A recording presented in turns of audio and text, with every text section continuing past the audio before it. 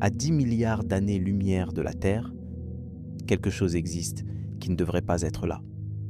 Un objet si massif, si ancien, si structuré, qu'il remette en question tout ce que nous pensions savoir sur la naissance de l'univers.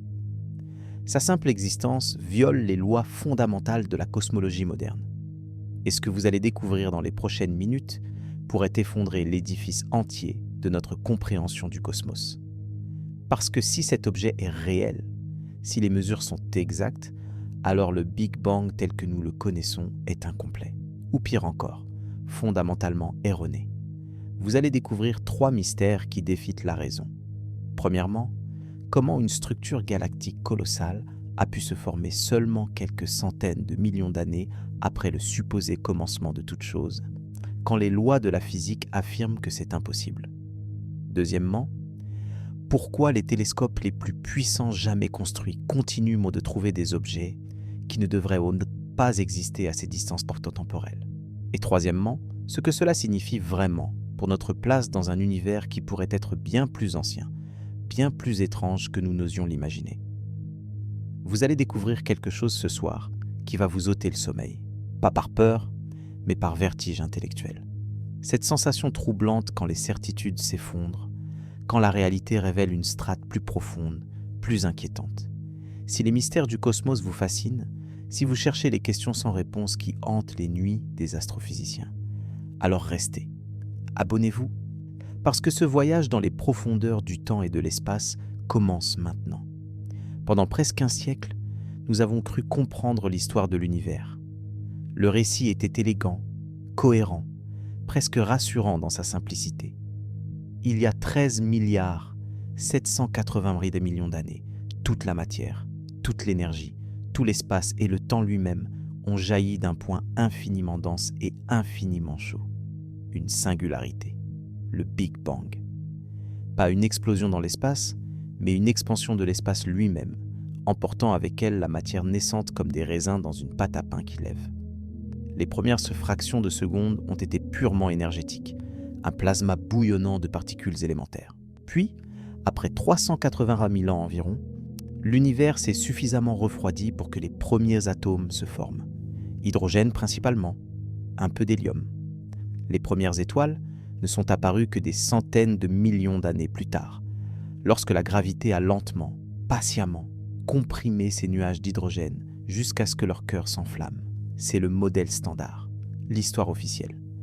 Elle repose sur des piliers solides, des observations répétées, des prédictions vérifiées, le rayonnement de fond cosmologique, cette lueur micro-ondes qui baigne tout l'univers, est considéré comme l'écho affaibli de cette naissance explosive. L'expansion mesurable des galaxies qui s'éloignent les unes des autres confirme que tout était autrefois concentré en un point. La proportion d'éléments légers dans l'univers correspond aux prédictions de la nucléosynthèse primordiale. Tout semblait s'emboîter parfaitement.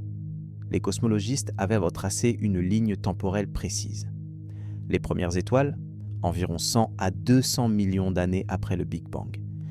Les premières galaxies primitives, petites structures désorganisées, peut-être 500 millions d'années après. Et ensuite, très graduellement, sur des milliards d'années, ces galaxies ont fusionné, grandi, formé les superamas et les filaments géants que nous observons dans l'univers local. La règle était claire, plus vous regardez loin dans l'espace, plus vous regardez loin dans le temps. Et plus loin dans le temps signifie plus primitif, plus simple, plus chaotique. Les galaxies anciennes devaient être petites, irrégulières, aux pauvres en éléments lourds. C'était la prédiction, c'était la certitude. Mais en 2022, le télescope spatial James Webb a ouvert ses yeux infrarouges sur l'univers profond. Ces miroirs plaqués or ont capté une lumière qui voyageait depuis plus de 13 milliards d'années. Une lumière émise quand l'univers n'avait que quelques centaines de millions d'années. Et ce qu'il a vu a glacé le sang des cosmologistes, des galaxies. Mais pas n'importe quelle galaxie, des structures massives, organisées, avec des disques en rotation, des barres centrales, des signes de métallicité avancés, des galaxies qui ressemblaient à celles de notre époque actuelle, mais qui existaient à une époque où elles n'auraient même pas dû commencer à se former. L'une d'elles, il est catalogué sous une désignation technique anonyme que nous appellerons simplement l'objet, se trouve à une distance calculée de 10 milliards d'années-lumière. Sa lumière a voyagé pendant 10 milliards d'années avant d'atteindre nos capteurs, ce qui signifie que nous la voyons telle qu'elle était il y a 10 milliards d'années, quand l'univers n'avait que 3 milliards 700 millions d'années environ. 3 milliards 700 millions d'années peuvent sembler un temps considérable. Mais à l'échelle cosmique, c'est une enfance absolue. Pour donner une perspective, notre propre galaxie, la Voie lactée, a mis près de 12 milliards d'années pour atteindre sa configuration actuelle. La Terre elle-même n'existait pas encore à l'époque où nous observons cet objet, et pourtant, l'objet est déjà mature. Sa masse stellaire est estimée à plusieurs dizaines de milliards de fois celle de notre Soleil. Ces étoiles ne sont pas toutes jeunes et bleues, comme on s'y attendrait dans une galaxie en formation. Non, le spectre révèle la présence d'étoiles plus anciennes, rouges, qui auraient dû nécessiter des milliards d'années pour vieillir ainsi. Faites le calcul. Si l'univers a 13 milliards 780 millions d'années, et que nous observons cet objet tel qu'il était il y a 10 milliards d'années, cela signifie qu'il existait déjà, pleinement formé, seulement 3 milliards 700 millions d'années après le Big Bang. Mais si cette galaxie contient des étoiles qui ont déjà plusieurs milliards d'années d'âge apparent à ce moment-là, alors elles auraient dû se former quand? 1 milliard d'années après le Big Bang? 500 millions d'années? Moins encore? Et c'est là que les équations commencent à se tordre. C'est là que les modèles informatiques refusent de converger, parce que la gravité, aussi puissante soit-elle, ne peut pas assembler des structures si massives, si rapidement. Les simulations les plus optimistes, même en injectant des conditions initiales extrêmement favorables, ne parviennent pas à produire des galaxies de cette taille et de cette complexité en si peu de temps. C'est comme si vous plantiez un gland le matin et trouviez un chêne centenaire le soir même. Les lois de la croissance, les processus naturels, le temps nécessaire, tout est violé. Mais attendez, peut-être est-ce une anomalie, une mesure erronée, une mauvaise interprétation du décalage vers le rouge qui nous indique la distance. Les scientifiques ont vérifié, revérifié, utilisé des méthodes indépendantes. Les données sont solides. L'objet est bien là où nous pensons qu'il est, et il a bien l'âge que nous calculons, et ce n'est pas seul. Le télescope James Webb a découvert des dizaines, puis des centaines de galaxies candidates qui partagent cette impossibilité. Des structures matures dans l'enfance du cosmos. Certaines sont encore plus anciennes, encore plus massives. Certaines montrent des signes de collision et de fusion galactique qui, selon nos modèles, n'auraient dû se produire que des milliards d'années plus tard. Les articles scientifiques ont commencé à se multiplier avec des titres prudents mais troublants. Galaxies massives inattendues dans l'univers primitif. Réévaluation des échelles de temps de formation galactique. Tension dans le modèle cosmologique standard. Le langage est diplomatique, mesuré, comme il se doit dans la science. Mais entre les lignes, on sent la panique. Parce que si ces objets sont réels, et ils le sont, alors quelque chose cloche fondamentalement dans notre compréhension. Soit la gravité fonctionnait différemment dans l'univers jeune, soit il y avait des quantités massives de matière noire déjà concentrées en filaments denses, bien plus tôt que prévu. Soit les premières étoiles étaient incroyablement massives et ont vécu et sont mortes à une vitesse fulgurante. Soit le Big Bang lui-même s'est produit plus tôt que nous le pensons. Soit, et c'est l'hypothèse qui terrifie le plus, l'univers n'a jamais vraiment eu de commencement dans le sens où nous l'entendons. Pendant des décennies, chaque nouvelle observation renforçait le modèle du Big Bang. Chaque télescope plus puissant confirmait les prédictions. Nous étions confiants, peut-être trop confiants. Nous pensions avoir résolu l'énigme ultime, celle de l'origine de tout. Nous avions remonté l'histoire cosmique jusqu'à une fraction de seconde après le moment zéro. Mais la réalité est beaucoup plus sombre, beaucoup plus complexe. Chaque fois que nous construisons un instrument plus sensible, au lieu de clarifier l'image, nous découvrons de nouvelles anomalies, de nouveaux mystères. L'univers refuse de se conformer à nos attentes. Il nous défie, nous nargue avec des impossibilités. L'objet à 10 milliards d'années-lumière n'est pas juste une curiosité. Et c'est un défi direct. C'est une fissure dans la fondation de la cosmologie moderne. Et si vous tirez sur ce fil, Si vous posez les questions qui en découlent naturellement, l'édifice entier commence à trembler. Parce que voilà la vérité inconfortable. Nous ne savons pas vraiment ce qui s'est passé au tout début.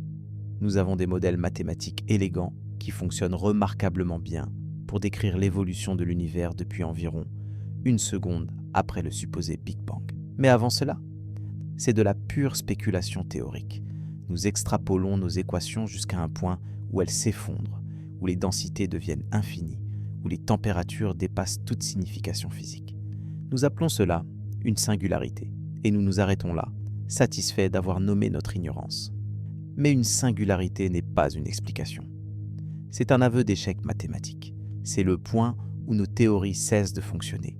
Et maintenant, nous découvrons que même notre compréhension de ce qui s'est passé après, pendant l'époque que nous pensions maîtriser, est peut-être fausse. Les premières centaines de millions d'années, cette période cruciale où les premières structures se sont formées, sont beaucoup plus mystérieuses que nous ne l'admettions. L'objet est là, dans les données indéniables. Sa lumière ancienne porte le témoignage d'une époque que nous ne comprenons pas. Et ce témoignage contredit le récit officiel.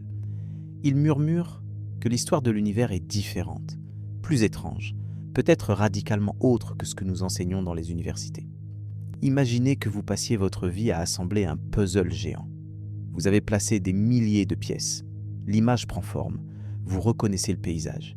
Et puis quelqu'un vous tend une pièce qui ne s'intègre nulle part, dont les couleurs ne correspondent à rien, dont la forme défie la logique du puzzle.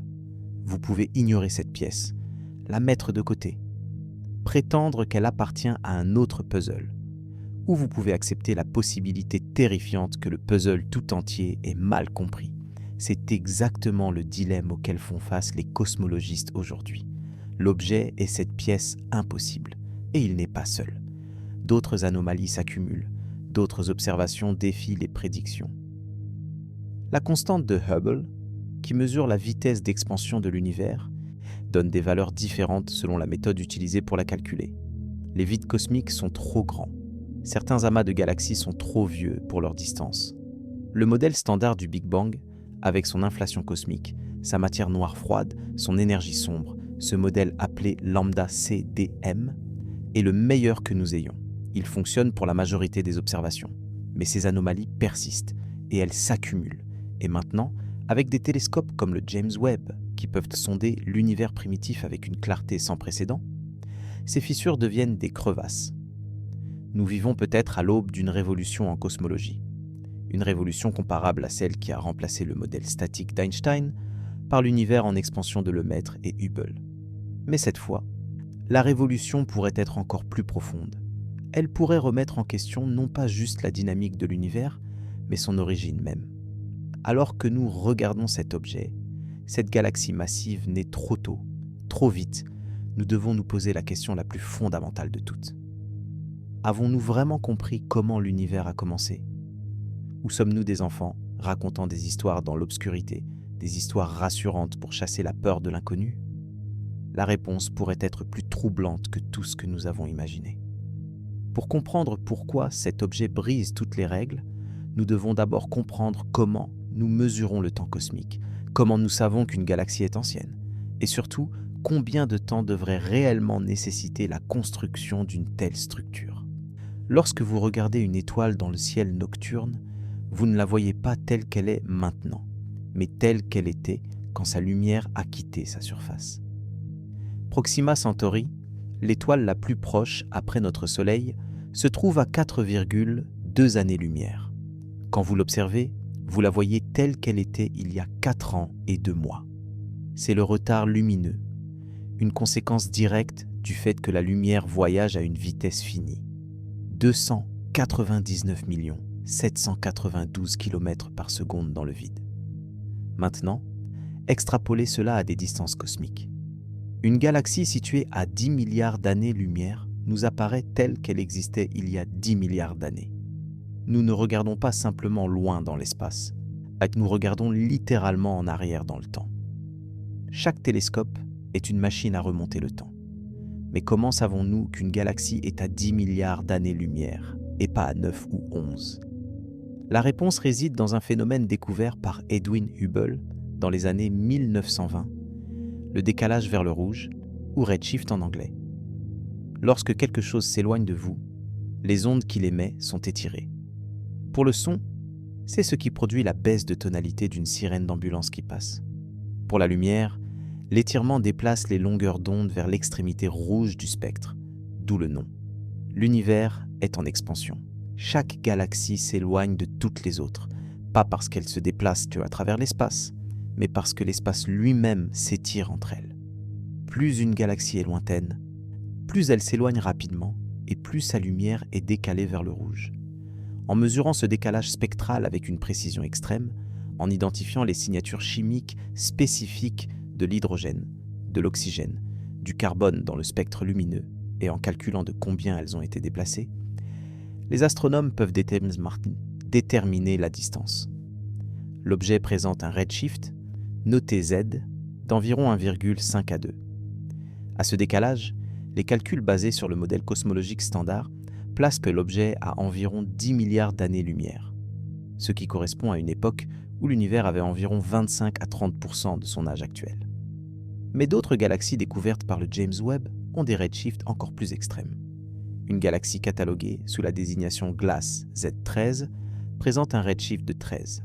À cela la place à une époque où l'univers n'avait que 300 millions d'années. 300 millions d'années. C'est un battement de cils cosmique.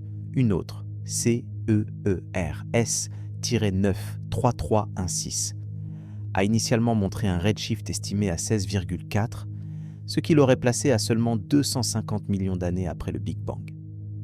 Bien que des analyses ultérieures aient révisé cette valeur à la baisse, le fait demeure, nous trouvons des galaxies structurées, lumineuses, actives à des époques où elles ne devraient être que des nuages d'hydrogène, diffus commençant tout juste à se condenser. Alors, combien de temps faut-il réellement pour construire une galaxie ? Décomposons le processus. Immédiatement après le Big Bang, disons dans les premiers 100 000 ans, l'univers était un plasma opaque. Trop chaud pour que les atomes stables existent. Les électrons et les noyaux atomiques flottaient librement, et la lumière ne pouvait pas voyager loin avant d'être absorbée ou diffusée. C'est l'âge sombre cosmique avant la recombinaison. À 380 000 ans, l'univers s'est suffisamment refroidi pour que les électrons se combinent avec les protons et forment des atomes d'hydrogène neutre. Soudain, l'univers est devenu transparent. La lumière pouvait enfin voyager librement. Et c'est cette lumière, étirée et refroidie par l'expansion, que nous détectons aujourd'hui comme le fond diffus cosmologique, ce rayonnement à 2,7 degrés Kelvin qui baigne tout l'espace. Mais l'univers était alors remarquablement homogène. Les variations de densité étaient infimes, de l'ordre d'une partie sur 100 000, et de minuscules fluctuations quantiques étirées à l'échelle cosmique par l'inflation, avaient créé des régions légèrement plus denses que d'autres. Légèrement, infinitésimalement. La gravité a commencé son travail patient. Les régions légèrement plus denses attirèrent plus de matière. En attirant plus de matière, elles devenaient encore plus denses, augmentant leur attraction gravitationnelle. C'est un processus auto-renforçant appelé instabilité gravitationnelle ou effondrement de Jeans. Mais c'est lent, terriblement lent. Les simulations informatiques qui modélisent ce processus, en suivant des millions de particules de matière normale et de matière noire sur des milliards d'années simulées, montrent que la formation des premières structures prend du temps. D'abord, la matière noire, cette substance mystérieuse qui n'interagit pas avec la lumière mais possède une masse et donc une gravité, s'est effondrée en halo.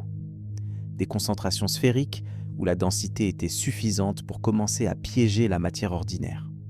Ces halos de matière noire agissent comme des puits gravitationnels. La matière normale, principalement de l'hydrogène et de l'hélium gazeux, a été attirée dans ces puits. En tombant vers le centre, elle s'est réchauffée par compression. Mais pour que des étoiles se forment, le gaz doit se refroidir et se condenser davantage. Le refroidissement se produit par rayonnement, quand les atomes excités émettent des photons et perdent de l'énergie. L'hydrogène pur est inefficace pour le refroidissement radiatif. Il faut des collisions moléculaires, de l'hydrogène moléculaire, et ou des traces d'éléments plus lourds qui peuvent rayonner l'énergie plus efficacement. Dans l'univers primordial, ces éléments lourds n'existaient pas encore. Ils n'ont été créés que dans les cœurs des premières étoiles et dispersés par leurs explosions. Les premières étoiles, appelées étoiles de population 3, étaient probablement des géants. 100, 200, peut-être 300 fois la masse de notre Soleil. Pourquoi si massive? Parce que sans éléments lourds pour faciliter le refroidissement, seuls les nuages de gaz extrêmement massifs pouvaient s'effondrer suffisamment pour allumer la fusion nucléaire. Ces monstres stellaires vivaient vite et mouraient jeunes. Une étoile de 100 masses solaires brûle son combustible en quelques millions d'années seulement, comparé aux 10 milliards d'années de vie prévues pour notre Soleil. Elles explosaient en supernovae cataclysmiques, certaines s'effondrant directement en trous noirs sans même exploser, dans ce qu'on appelle des hypernovas. Ces explosions ont enrichi l'univers en carbone, oxygène, fer, tous les éléments du tableau périodique au-delà de l'hélium. Ces éléments, dispersés dans l'espace, ont permis aux générations suivantes d'étoiles de se former plus facilement, car le gaz pouvait maintenant se refroidir plus efficacement.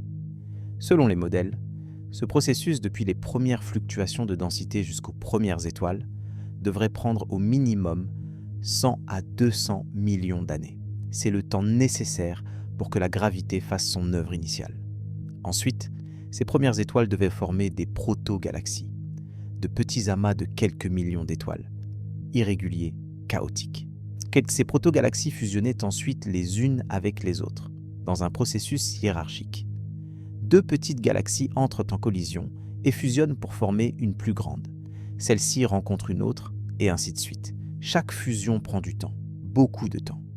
Quand deux galaxies s'approchent, elles ne fusionnent pas instantanément. Elles orbitent d'abord l'une autour de l'autre, se déforment mutuellement par les forces de marée gravitationnelles, étirent des bras spiraux, éjectent des traînées d'étoiles. Le processus peut durer plusieurs centaines de millions d'années avant que les cœurs galactiques finalement se combinent.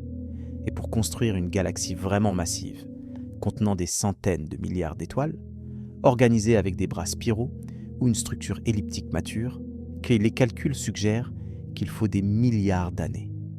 Pas des centaines de millions, des milliards. Notre propre Voie lactée en est un exemple parfait. Elle s'est formée progressivement, absorbant des dizaines de petites galaxies naines au cours de son histoire. Nous pouvons encore voir les vestiges de certaines de ces fusions dans les courants stellaires qui traversent notre halo galactique. La galaxie naine du Sagittaire est actuellement en train d'être cannibalisée par la Voie lactée. Un processus qui a commencé il y a des milliards d'années et qui se poursuit encore. Andromède, notre grande voisine, a également une histoire complexe de fusion. Dans environ 4 milliards d'années, Andromède et la Voie lactée entreront elles-mêmes en collision. Et le processus de fusion prendra encore 1 à 2 milliards d'années pour se compléter, créant finalement une galaxie elliptique géante que certains ont déjà surnommée Lactomède ou Milkomeda. Voilà le rythme normal de l'évolution galactique, lent, patient, progressif. Mais l'objet défie cette chronologie. Sa masse stellaire estimée est d'environ 50 à 100 milliards de masses solaires. C'est comparable à des galaxies matures de l'univers local. Et pourtant, il existe déjà pleinement formé à une époque où, selon tous nos modèles, il devrait à peine commencer son adolescence cosmique. Faisons les mathématiques cruellement simples. Si l'univers a 13,8 milliards d'années et que l'objet est observé tel qu'il était il y a 10 milliards d'années, cela signifie qu'il existait 3,8 milliards d'années après le Big Bang. Soustrayons généreusement 200 millions d'années pour la formation des premières étoiles. Il reste 3,6 milliards d'années pour assembler une structure de 100 milliards de masses solaires. Cela semble peut-être suffisant. 3 milliards 600 millions d'années, c'est long. Mais creusons plus profondément. Pour former 100 milliards de masses solaires en étoiles, vous devez d'abord accumuler au moins 10 fois cette masse en gaz, parce que la conversion du gaz en étoile n'est jamais efficace à 100%. En fait, elle est généralement inefficace à environ 10%. Donc nous parlons d'accumuler 1000 milliards de masses solaires en matière baryonique. Ce gaz doit être attiré depuis l'environnement cosmique et le long des filaments de matière noire, drainé depuis un volume immense de l'univers. Le taux d'accrétion, c'est-à-dire la vitesse à laquelle le gaz tombe dans le puits gravitationnel de la galaxie en formation, est limité par les lois de la physique.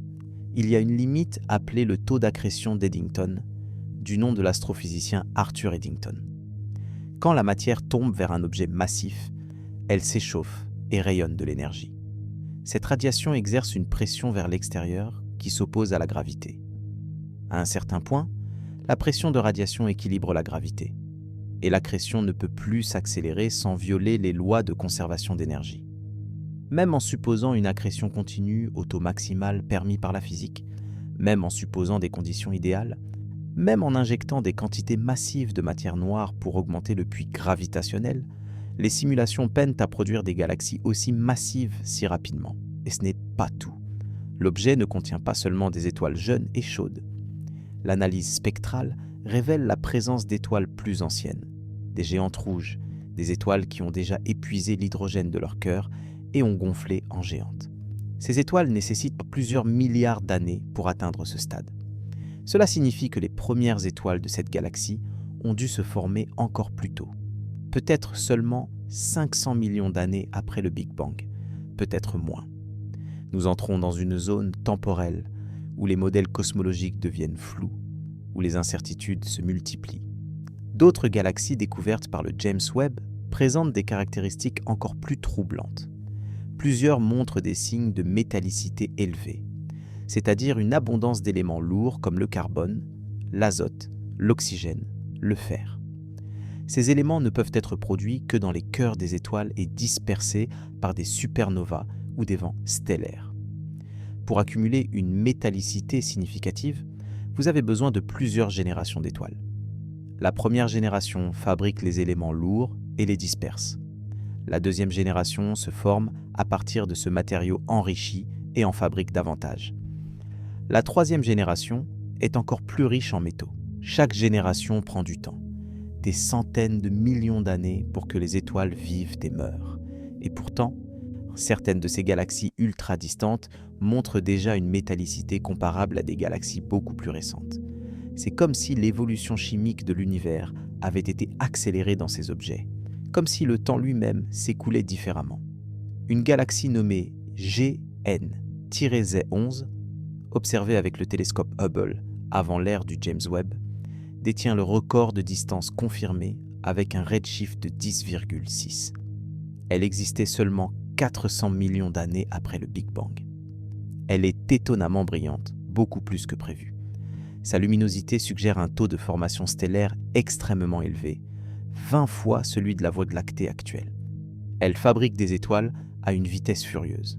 Mais maintenir un tel taux de formation stellaire nécessite un approvisionnement constant et massif en gaz froid. D'où vient tout ce gaz ? Comment a-t-il été assemblé si rapidement ? Les filaments cosmiques de matière noire, ces autoroutes gravitationnelles le long desquelles la matière s'écoule, ne se sont pas encore pleinement formés à cette époque selon nos simulations. Certains scientifiques ont proposé que ces galaxies primitives contiennent des trous noirs supermassifs en leur centre, des monstres de millions ou même de milliards de masses solaires, qui accélèrent la formation stellaire en chauffant et en comprimant le gaz environnant. Mais cela ne fait que déplacer le problème. Comment ces trous noirs supermassifs ont-ils pu se former si rapidement ? Un trou noir naît généralement de l'effondrement d'une étoile massive. Un trou noir stellaire typique a une masse de quelques dizaines de masses solaires. Pour devenir supermassif, il doit croître en accrétant de la matière ou en fusionnant avec d'autres trous noirs. Là encore, il y a des limites physiques au taux de croissance, notamment la limite d'Eddington. Même en supposant une croissance continue au taux maximal, en partant d'un trou noir stellaire de 100 masses solaires, il faut environ 800 millions d'années pour atteindre 1 milliard de masses solaires. Mais nous trouvons des trous noirs d'1 milliard de masses solaires dans des quasars datant de moins de 700 millions d'années après le Big Bang. Le quasar le plus lointain connu, nommé J03, un 3-1806, contient un trou noir de 1600 millions de masses solaires et existait quand l'univers n'avait que 670 millions d'années. C'est physiquement impossible selon les modèles standards de croissance des trous noirs. à moins qu'ils ne soient nés directement comme trous noirs massifs, sans passer par l'étape stellaire. Mais nous ne savons pas comment cela pourrait se produire. Chaque observation approfondit le mystère. Chaque galaxie découverte dans l'univers primitif semble défier les attentes. Elles sont trop grandes, trop brillantes, trop organisées, trop riches en métaux, trop tout. Les cosmologistes ont proposé diverses solutions. Peut-être que la formation stellaire dans l'univers primitif était intrinsèquement plus efficace qu'aujourd'hui. Peut-être que les premières étoiles étaient en moyenne plus massives, vivaient plus vite et recyclèrent leur matériel plus rapidement. Peut-être que nous sous-estimons les densités de matière noire dans l'univers jeune. Peut-être que des processus physiques inconnus accélérèrent l'assemblage des structures. Mais toutes ces solutions ressemblent à des ajustements ad hoc, des rustines sur un modèle qui fuit de partout. Vous ajustez un paramètre pour expliquer une observation, et cela crée un conflit avec une autre. Vous augmentez l'efficacité de formation stellaire, et soudain, vous surproduisez la métallicité. Vous augmentez la densité de matière noire, et vous entrez en conflit avec les observations du fond diffus cosmologique. La vérité inconfortable est que nous ne comprenons pas entièrement la formation des galaxies, même dans l'univers local, même à des époques récentes. Nous avons des modèles qui fonctionnent raisonnablement bien en moyenne, mais les détails nous échappent constamment. Pourquoi certaines galaxies deviennent-elles des spirales élégantes avec des bras bien définis, tandis que d'autres deviennent des elliptiques amorphes? Pourquoi certaines galaxies ont-elles cessé de former des étoiles il y a des milliards d'années, tandis que d'autres continuent activement? Qu'est-ce qui régule réellement le taux de formation stellaire? Comment les trous noirs supermassifs au centre des galaxies influencent-ils leur évolution? Ces questions restent partiellement sans réponse. Et si nous ne comprenons pas complètement les galaxies que nous pouvons observer en détail, comment pouvons-nous prétendre comprendre celles qui existaient il y a plus de 10 milliards d'années, que nous ne voyons que comme de minuscules taches de lumière rougie dans nos télescopes les plus puissants? L'objet a 10 milliards d'années-lumière et les centaines d'autres galaxies primitives massives découvertes par le James Webb. Elles ne sont pas simplement des curiosités. Ils représentent un échec systématique de nos modèles prédictifs. Nous avions prédit un univers jeune, peuplé de petites galaxies irrégulières. Nous trouvons des géants organisés. La science progresse souvent ainsi. Nous construisons des théories basées sur les données disponibles. Ces théories font des prédictions. Nous testons ces prédictions avec de nouvelles observations. Parfois, les prédictions sont confirmées et notre confiance augmente. Mais parfois, la nature nous surprend. Elle nous montre quelque chose d'inattendu. Et c'est à ce moment que la vraie science commence. Le moment de la surprise est le moment de l'opportunité. C'est l'occasion de questionner nos hypothèses, de réviser nos modèles, de chercher des explications plus profondes. Ah, mais il y a aussi le danger de l'inertie intellectuelle. Quand une théorie devient dominante, quand elle est enseignée dans tous les manuels, quand des milliers de carrières sont construites sur ses fondations, il y a une résistance naturelle au changement. Les anomalies sont minimisées, expliquées par des incertitudes de mesure, attribuées à des cas particuliers. Avec les galaxies primitives massives, nous sommes peut-être à ce point de bascule. Soit ces objets peuvent être expliqués par des ajustements relativement mineurs au modèle standard, soit ils indiquent avant tout quelque chose de fondamentalement erroné dans notre compréhension. Et personne, à ce stade, ne peut affirmer avec certitude quelle option est la correcte. Le télescope James Webb n'observe pas dans la lumière visible comme nos yeux ou comme le télescope Hubble. Il observe principalement dans l'infrarouge. Ces longueurs d'onde plus longues que le rouge, invisibles pour nous, mais parfaites pour percer les nuages de poussière cosmique et capturer la lumière des objets les plus lointains. Parce que l'expansion de l'univers étire la lumière visible émise par les galaxies primitives jusqu'à ce qu'elle devienne infrarouge au moment où elle nous atteint. Ces instruments, refroidis à moins de 40 degrés Kelvin pour réduire le bruit thermique, peuvent détecter des variations de luminosité infimes, analyser des spectres avec une précision extraordinaire et révéler des détails que nous ne pouvions qu'imaginer auparavant. Parmi les centaines de galaxies candidates découvertes dans l'univers profond, plusieurs se distinguent non seulement par leur âge, mais par leur structure. et des structures qui racontent une histoire de violence, de collision, de transformation brutale survenue à une époque où l'univers était supposé encore calme. Il y a cette galaxie, cataloguée dans le programme d'observation CEERS, le Cosmic Evolution Early Release Science, qui montre clairement une morphologie perturbée. 2 noyaux brillants séparés par quelques milliers d'années-lumière seulement, entourés d'un halo diffus de lumière, des bras tordus qui s'étendent asymétriquement. C'est la signature indubitable d'une fusion galactique en cours. 2 galaxies, chacune déjà massive, sont en train de se percuter et de fusionner. Cette fusion se produit à un redshift de 4,5 environ, ce qui la place à une époque où l'univers avait seulement 1 milliard 400 millions d'années. 1 milliard 400 millions. Or, pensez-y. Cela signifie que ces 2 galaxies individuelles devaient déjà être substantielles avant leur collision. Elles avaient déjà accumulé des dizaines de milliards d'étoiles chacune. Comment ont-elles eu le temps de se former séparément, puis de se rencontrer et de commencer à fusionner, tout cela en à peine 1 milliard d'années? La probabilité qu'une galaxie rencontre une autre dépend de la densité de galaxies dans une région donnée et du temps disponible. Dans l'univers jeune, les galaxies étaient effectivement plus rapprochées parce que l'univers était plus petit, plus compact. Donc, les collisions pouvaient être plus fréquentes. Mais cela ne change pas le fait que chaque galaxie participante doit d'abord exister, doit d'abord accumuler sa masse. Les fusions galactiques sont des événements d'une violence inimaginable. Et bien que cette violence soit paradoxalement silencieuse et lente à notre échelle temporelle.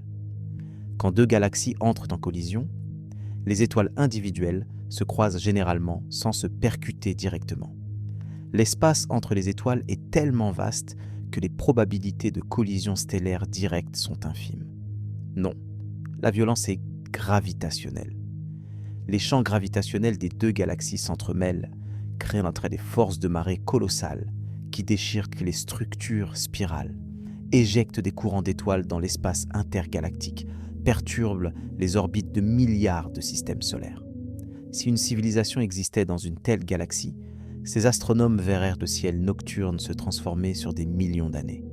Des constellations déformées, une deuxième galaxie approchant, grossissant, emplissant la moitié du ciel. Des nuages de gaz comprimés s'enflammant en explosions de formations stellaires. Parce que si les étoiles ne se percutent pas, les nuages de gaz interstellaires, eux, le font.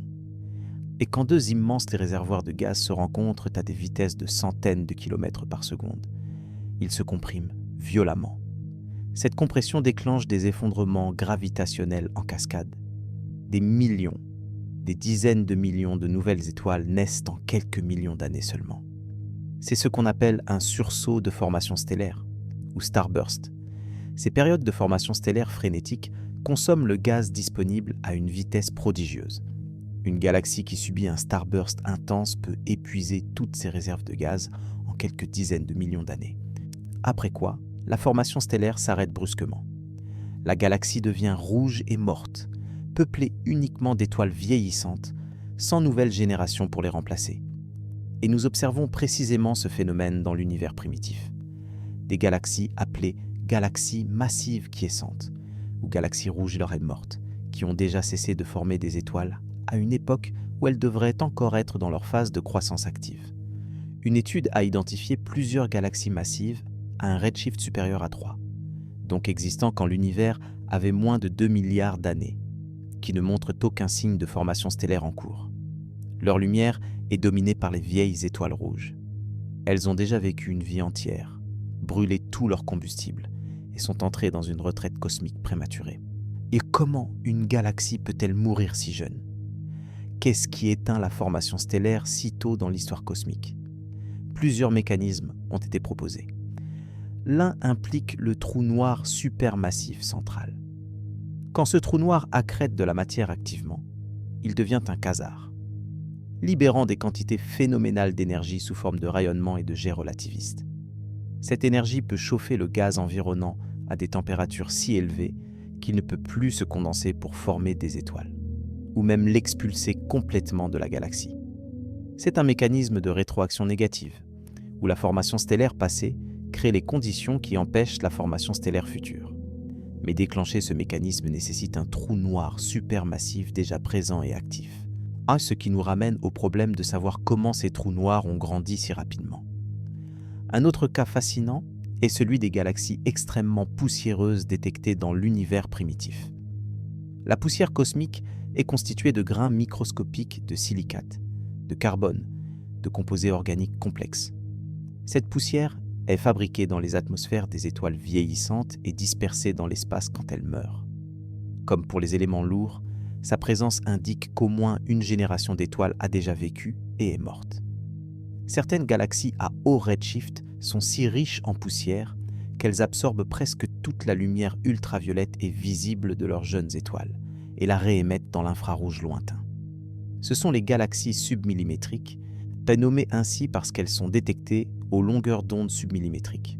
Elles sont parmi les objets les plus lumineux de l'univers dans l'infrarouge, malgré leur apparence faible dans le visible. Ces galaxies connaissent des taux de formation stellaire stupéfiants, parfois 1000 masses solaires par an. Pour contexte, la Voie lactée forme environ 1 à 2 masses solaires d'étoiles par an actuellement. 1000 fois plus. C'est une forge stellaire incandescente. Mais maintenir un tel rythme demande des quantités colossales de gaz. D'où provient-il ? Des simulations suggèrent que ces galaxies submillimétriques sont souvent le résultat de fusions majeures entre galaxies riches en gaz.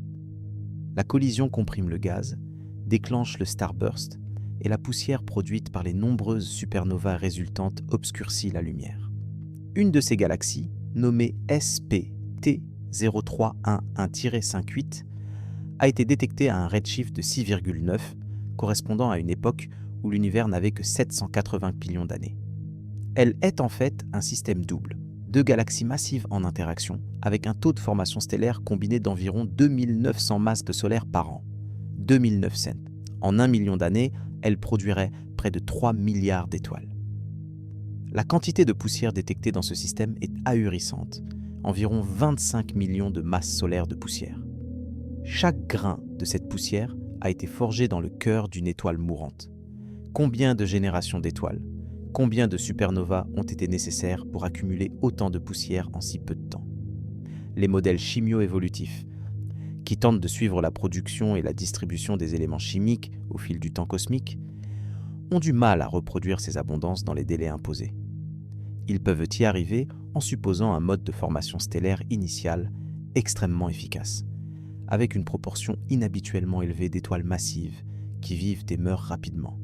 Mais ces suppositions sont, encore une fois, des ajustements pour faire correspondre les observations au modèle, plutôt que des prédictions indépendantes. Ailleurs dans le cosmos profond, le James Webb a révélé ce que les astronomes appellent des protamasses de galaxies. Un amas de galaxies est une collection gravitationnellement liée de dizaines, voire de centaines de galaxies, s'étendant sur plusieurs millions d'années-lumière. Et ce sont les plus grandes structures, liées par la gravité dans l'univers. Dans l'univers local, des amas comme Coma ou Virgo contiennent des milliers de galaxies et ont des masses totales de 10 puissance 15 masses solaires ou plus. Les protamasses sont les précurseurs de ces structures. Des concentrations de galaxies en train de s'assembler, pas encore pleinement viralisées, c'est-à-dire pas encore en équilibre gravitationnel stable. Selon le modèle hiérarchique de formation des structures, les protamas ne devraient apparaître que relativement tard, après que de nombreuses galaxies individuelles se sont formées et ont commencé à se regrouper. Mais le Webb a identifié plusieurs protamas à des redshifts supérieurs à 6. À des époques où l'univers avait moins d'1 milliard d'années, une structure est détectée à un redshift de 7,9 contient au moins 7 galaxies massives concentrées dans une région d'environ 2 millions d'années-lumière de diamètre. Elle existait quand l'univers n'avait que 650 millions d'années. La probabilité de trouver 7 galaxies déjà massives, déjà formées, regroupées dans un volume relativement petit à une époque si précoce, est extraordinairement faible selon les simulations standards. Cela suggère soit une chance statistique extrême, soit que nos modèles sous-estiment significativement l'efficacité avec laquelle les structures se forment dans l'univers jeune. Et puis, il y a l'énigme des quasars ultra lointains. Les quasars sont les phares du cosmos, alimentés par des trous noirs supermassifs engloutissant de la matière à un rythme frénétique. La matière, en spiralant vers le trou noir, s'échauffe à des millions de degrés et rayonne avec une intensité telle qu'un seul quasar peut surpasser en luminosité toute une galaxie de 100 milliards d'étoiles. Nous avons déjà mentionné J0 313-1806, le quasar le plus lointain avec son trou noir de 1600 millions de masses solaires, à seulement 670 millions d'années après le Big Bang. Mais il y en a d'autres. J10, 0, 7 plus 2, 115, J134 2 plus 0, 928, U, LA, S, J112, B0, plus 0, 641. Tous des quasars détectés dans la première moitié du premier milliard d'années cosmiques, tous alimentés par des trous noirs de près d'1 milliard de masses solaires. Chacun de ces objets pose la même question irritante. Comment des trous noirs si massifs ont-ils grandi si vite? Même si vous commencez avec des graines de trous noirs de 100 000 masses solaires, ce qui est déjà extraordinairement massif pour un objet initial, et que vous les faites croître au taux maximal d'Eddington sans interruption, vous atteignez tout juste les masses observées dans le temps disponible. Cela signifie qu'il ne peut y avoir pratiquement aucune pause dans l'accrétion. Le trou noir doit engloutir continuellement de la matière à la vitesse maximale permise par la physique pendant des centaines de millions d'années. C'est possible en théorie, mais improbable en pratique. Les processus d'accrétion sont généralement sporadiques, irréguliers. Il y a des périodes d'activité intense suivies de périodes de calme quand le combustible local est épuisé. Certains théoriciens ont suggéré que ces trous noirs n'ont pas grandi à partir de graines stellaires, mais sont nés directement comme trous noirs massifs lors de l'effondrement de nuages de gaz primordiaux géants. Ces effondrements directs pourraient nous créer des trous noirs de dizaines de milliers, voire de 100 000 masses solaires dès le départ, donnant une longueur d'avance. Mais les conditions nécessaires pour un tel effondrement direct sont extrêmement spécifiques et peut-être rares.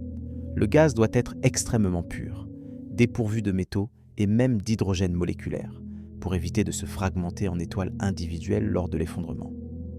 Il doit être exposé à un rayonnement ultraviolet intense qui dissocie toute molécule d'hydrogène. Et il doit être dans un halo de matière noire suffisamment massif pour le retenir gravitationnellement. Réunir toutes ces conditions simultanément est difficile. Quelle que soit l'explication, les quasars ultra lointains démontrent que des processus énergétiques violents se déroulaient déjà très tôt dans l'histoire cosmique. Ces objets libèrent autant d'énergie en une seconde que notre Soleil en libère sur des millions d'années. Ils ionisent que le gaz environnant sur des distances de millions d'années-lumière. Ils sculptent des bulles géantes dans le milieu intergalactique, des régions où l'hydrogène neutre a été complètement ionisé par le rayonnement ultraviolet intense. Cette époque, entre environ 200 millions et 1 milliard d'années après le Big Bang, est connue comme l'époque de rayonisation. Après la recombinaison, l'univers était neutre, rempli d'hydrogène atomique. Puis, les premières étoiles et les premiers quasars se sont allumés, et leur rayonnement ultraviolet a progressivement rayonisé tout l'hydrogène cosmique. Aujourd'hui, le milieu intergalactique est presque entièrement ionisé. Mais ce processus n'était pas uniforme. Il a commencé dans des bulles autour des premières sources de lumière qui ont grandi et fusionné jusqu'à ce que tout l'espace soit ionisé. Comprendre cette transition est crucial pour comprendre comment les galaxies ont évolué, car l'état d'ionisation du gaz affecte sa capacité à refroidir et à s'effondrer pour former des étoiles. Les quasars ultra lointains, en créant de grandes bulles ionisées autour d'eux très tôt, ont pu influencer la formation des galaxies dans leur voisinage. Ils ont pu supprimer la formation stellaire dans certaines régions en chauffant le gaz, ou au contraire, la déclencher dans d'autres par compression des ondes de choc. Et voici où la violence devient réellement palpable. L'énergie libérée par ces objets ne reste pas confinée, elle se propage. Un quasar lumineux émet non seulement de la lumière, mais aussi des vents, des jets de matière éjectés à des vitesses relativistes, une fraction significative de la vitesse de la lumière. Ces jets sont collimatés, focalisés par les champs magnétiques intenses près du trou noir, et ils percent à travers la galaxie haute et au-delà, sur des distances de centaines de milliers, voire de millions d'années-lumière. Quand un de ces jets frappe un nuage de gaz, il le chauffe instantanément à des millions de degrés, créant des bulles de plasma bouillonnant. L'énergie cinétique transportée par ces jets est phénoménale. Certains quasars éjectent l'équivalent de dizaines à centaines de masses solaires de matière par an, à des vitesses de dizaines de milliers de kilomètres par seconde. Cette matière emporte avec elle une énorme quantité d'énergie mécanique, suffisante pour perturber la galaxie haute entière, voire pour l'empêcher de former de nouvelles étoiles en expulsant ou en chauffant tout son réservoir de gaz froid.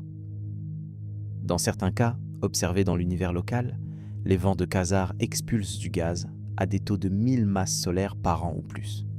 Si cette expulsion continue pendant quelques dizaines de millions d'années, elle peut vider la galaxie de la majorité de son gaz, la transformant en une galaxie rouge et morte.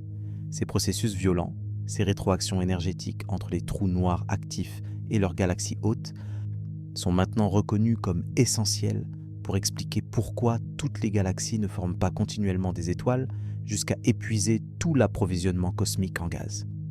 Quelque chose doit réguler la formation stellaire, et les trous noirs supermassifs actifs sont les principaux suspects. Mais si ces processus sont déjà à l'œuvre dans l'univers primitif, si des quasars puissants expulsent du gaz et régulent pour les galaxies à peine 600 millions d'années après le Big Bang, cela signifie que l'évolution galactique n'était pas un processus paisible et graduel, mais un drame tumultueux dès le début. Imaginez l'univers à cette époque, non pas comme un vide calme parsemé de quelques étoiles timides, mais comme un chaudron en ébullition. Des galaxies se forment à un rythme effréné, engloutissent que du gaz, explosent en sursaut de formation stellaire. Des trous noirs grandissent et s'enflamment en quasars aveuglants. Des jets relativistes déchirent le tissu gazeux.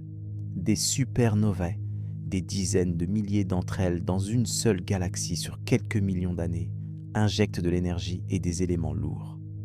Des fusions galactiques perturbent les structures à peine formées. Des ondes de choc se propagent, comprimant, chauffent, détruisent des craies. C'était un cosmos violent, énergétique, en transformation rapide. Rien à voir avec la vision tranquille et progressive que nous avions imaginée. Et cette violence pose des questions profondes. Si tant d'énergie était libérée si tôt, si les processus destructeurs étaient déjà si puissants, comment les galaxies ont-elles survécu? Comment se sont-elles développées pour devenir les structures stables que nous voyons aujourd'hui? Il doit y avoir un équilibre délicat. Trop de rétroaction énergétique et la formation stellaire s'arrête prématurément.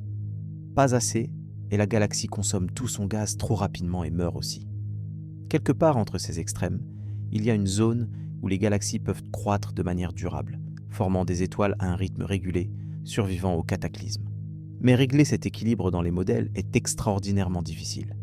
Les simulations doivent inclure non seulement la gravité et l'hydrodynamique du gaz, mais aussi les processus de refroidissement radiatif, la formation stellaire, les supernovas, les vents stellaires, les trous noirs, les jets, les champs magnétiques. Chacun de ces processus opère sur des échelles spatiales et temporelles différentes, et ils interagissent de manière complexe et non linéaire. Les simulations les plus sophistiquées, qui tournent pendant des mois sur des superordinateurs, parviennent à reproduire certaines propriétés des galaxies observées, mais échouent encore à en capturer d'autres. Et quand il s'agit de l'univers primitif, où les conditions étaient différentes et où nos observations sont encore fragmentaires, les incertitudes se multiplient. Nous naviguons dans un brouillard épais, avec seulement quelques balises lumineuses, ces galaxies lointaines détectées par nos télescopes, pour nous guider. Chaque nouvelle observation est une nouvelle balise, mais aussi parfois une nouvelle source de confusion quand elle ne se trouve pas où nous l'attendions. L'objet à 10 milliards d'années-lumière n'est plus seul dans son impossibilité. Il est entouré d'une population entière d'objets tout aussi troublants, chacun racontant une histoire de rapidité, de violence, de processus que nous ne maîtrisons pas encore. Et au-delà des galaxies elles-mêmes, il y a la structure à plus grande échelle. Les filaments cosmiques, ces autoroutes de matière noire le long desquelles les galaxies s'assemblent comme des perles sur un collier. Ces structures aussi semblent émerger plus tôt que prévu. Des observations récentes suggèrent que le réseau cosmique, cette toile d'araignée de filaments et de vide, était déjà en place dans ces grandes lignes moins d'1 milliard d'années après le Big Bang. Si c'est vrai, cela signifie que la gravité a organisé l'univers très rapidement, plus rapidement que les simulations standards ne le prédisent.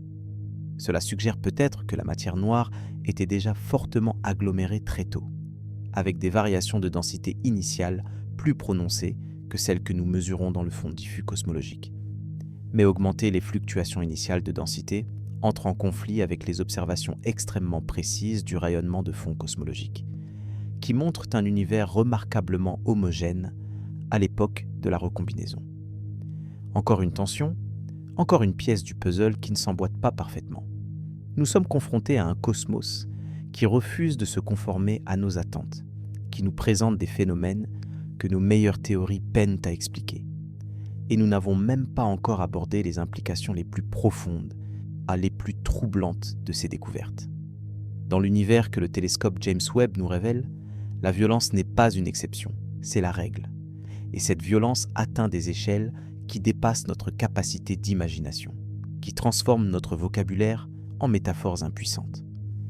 Prenons un événement détecté le 19 octobre 2022 par plusieurs satellites de surveillance spatiale. Une explosion de rayons gamma, cataloguée GRB 22109A.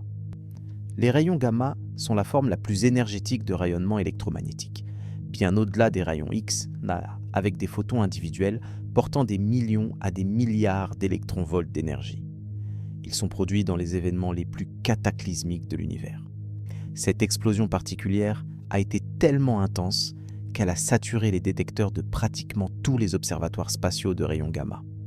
Le satellite Fermi, spécialement conçu pour observer ces phénomènes, a enregistré une luminosité dépassant tout ce qui avait été mesuré auparavant dans ce domaine.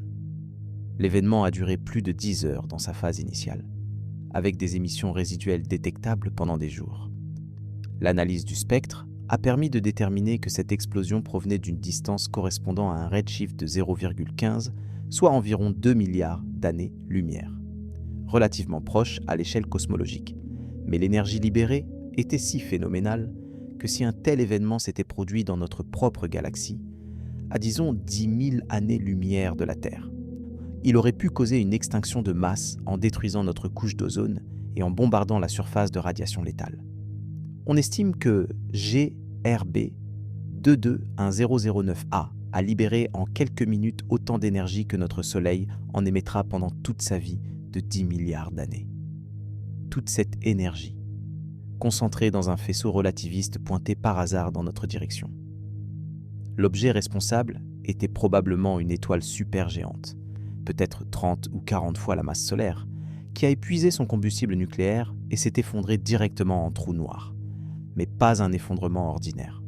Un effondrement hypermassif, où le cœur interne s'effondre si rapidement qu'il crée un disque d'accrétion temporaire autour du trou noir naissant. Ce disque, surchauffé à des milliards de degrés, lance des jets de plasma à 99,9% de la vitesse de la lumière, le long de l'axe de rotation de l'étoile. Ces jets percent à travers les couches externes de l'étoile mourante en quelques secondes, émergent dans l'espace interstellaire et continueront sur des années-lumière, chauffant tout sur leur passage à des températures où les atomes se désintègrent en plasma de quarks et de gluons. C'est ce jet, vu de face, qui produit l'explosion de rayons gamma observés.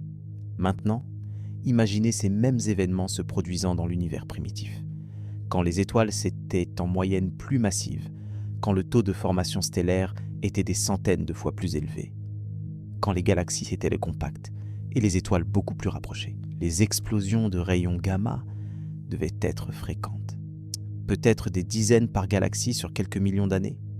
Une étude théorique a calculé que dans une galaxie subissant un starburst intense avec un taux de formation stellaire de 1000 masses solaires par an, il pourrait y avoir une explosion de rayons gamma tous les 10 000 ans environ. 10 000 ans, c'est un instant cosmique.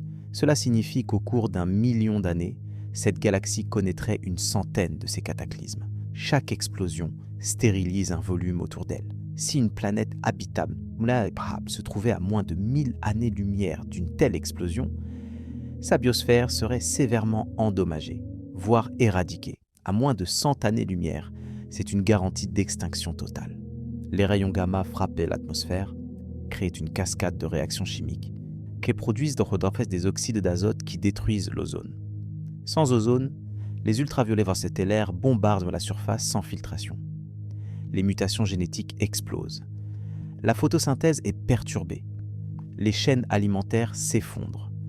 Dans les galaxies compactes de l'univers primitif, où des centaines de milliards d'étoiles étaient concentrées dans des volumes peut-être 10 fois plus petits que les galaxies actuelles, la densité stellaire était telle que de nombreuses étoiles se trouvaient dans les zones de danger d'explosion de rayons gamma. Si des planètes existaient, si la vie avait commencé à émerger, elle aurait été régulièrement effacée par ces déluges de radiation. Mais les explosions de rayons gamma ne sont qu'un type de violence parmi d'autres. Les supernovae classiques, bien que moins directionnelles, elles libèrent également des énergies colossales. Une supernova typique de type 2, issue de l'effondrement du cœur d'une étoile massive, libère environ 10 puissance 46 joules d'énergie en quelques secondes. C'est un 1 suivi de 46 zéros. Pour contextualiser, c'est environ 100 fois l'énergie que notre Soleil émettra pendant toute son existence. La majorité de cette énergie est emportée par des neutrinos, ces particules fantomatiques qui interagissent à peine avec la matière et s'échappent directement du cœur en effondrement. Mais environ 1% de l'énergie va dans l'onde de choc mécanique qui expulse les couches externes de l'étoile, et environ 1% dans le rayonnement électromagnétique. 1% de 10 puissance 46 joules reste une énergie phénoménale. L'onde de choc se propage dans le milieu interstellaire à des vitesses de 10 000 à 20 000 km par seconde. Elle balaye le gaz et la poussière, comprime les nuages moléculaires, déclenche parfois de nouvelles vagues de formation stellaire dans une réaction en chaîne. Mais elle détruit aussi. Tout système planétaire dans un rayon de quelques dizaines d'années-lumière est sévèrement affecté. Les planètes sont bombardées par des rayons cosmiques accélérés, par des flux de radiation X et ultraviolette intenses. Dans une galaxie en starburst intense, avec peut-être 10 000 supernovas par million d'années, le milieu interstellaire est dans un état de turbulence permanente. Les ondeuses de choc se croisent, interfèrent, créent une structure fractale de coquilles et de filaments. Le gaz est chauffé en moyenne à des millions de degrés, formant un vent galactique qui s'échappe du plan de la galaxie et enrichit le milieu intergalactique en métaux. Certaines galaxies observées dans l'univers proche montrent des signes de ces vents galactiques supernova-driven.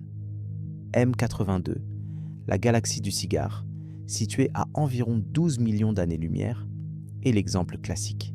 Elle subit un starburst déclenché par une interaction gravitationnelle avec sa voisine M81. Son taux de formation stellaire est environ 10 fois celui de la Voie lactée, et les milliers de supernovae résultantes ont créé un vent galactique visible comme un panache de gaz chaud, s'échappant perpendiculairement au disque galactique sur des milliers d'années-lumière. Ce vent transporte de l'énergie et de la matière hors de la galaxie. Si le processus continue assez longtemps, il peut expulser une fraction significative du gaz de la galaxie, limitant ainsi la formation stellaire future. C'est un autre mécanisme de rétroaction, où l'activité stellaire intense finit par s'autoréguler en épuisant le combustible. Maintenant, transposer ce scénario aux galaxies primitives massives que nous avons évoquées. Si elles avaient formé des dizaines de milliards d'étoiles en quelques centaines de millions d'années, les taux de supernova auraient été stupéfiants. Des dizaines de milliers, peut-être des centaines de milliers de supernovas par million d'années. Le milieu interstellaire aurait été un enfer de radiation et d'ondes de choc. Et puis, il y a les événements encore plus extrêmes. Les hypernovae, chez des explosions d'étoiles exceptionnellement massives qui libèrent 10 à 100 fois plus d'énergie qu'une supernova ordinaire. Ces événements sont rares, mais dans un univers jeune peuplé d'étoiles supermassives, de 100 à 300 masses solaires, il aurait pu être relativement fréquent. Une hypernova libère environ 10 puissance 47 à 10 puissance 48 joules. L'étoile est littéralement déchiquetée, expulsant la quasi-totalité de sa masse à des vitesses dépassant 30 000 km par seconde. Le résidu peut être un trou noir massif, ou parfois rien du tout si l'explosion est suffisamment énergétique pour disperser même le cœur. Est-ce N 2006 GIR, détecté dans la galaxie NGC 1260 à 240 millions d'années-lumière, est considérée comme un exemple d'hypernova. Elle a atteint une luminosité pic environ 50 fois supérieure à celle d'une supernova typique et est restée brillante pendant des mois. L'étoile progénitrice était estimée à environ 150 masses solaires. L'énergie rayonnée pendant l'explosion était telle qu'elle a surpassé la luminosité de sa galaxie hôte entière pendant plusieurs semaines. Imaginez des centaines de ces événements se produisant simultanément dans une galaxie compacte de l'univers primitif. La luminosité totale atteindrait des niveaux hallucinants.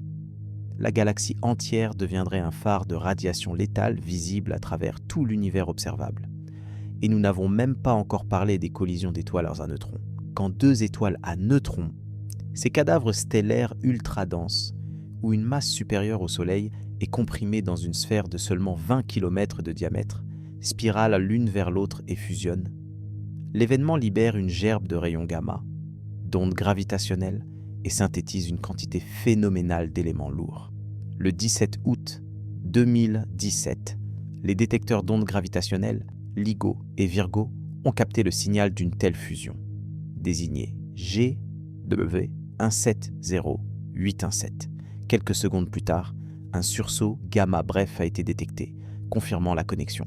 Puis, dans les heures et les jours suivants, des télescopes du monde entier ont observé la kilonova, une explosion alimentée par la désintégration radioactive des éléments lourds nouvellement synthétisés.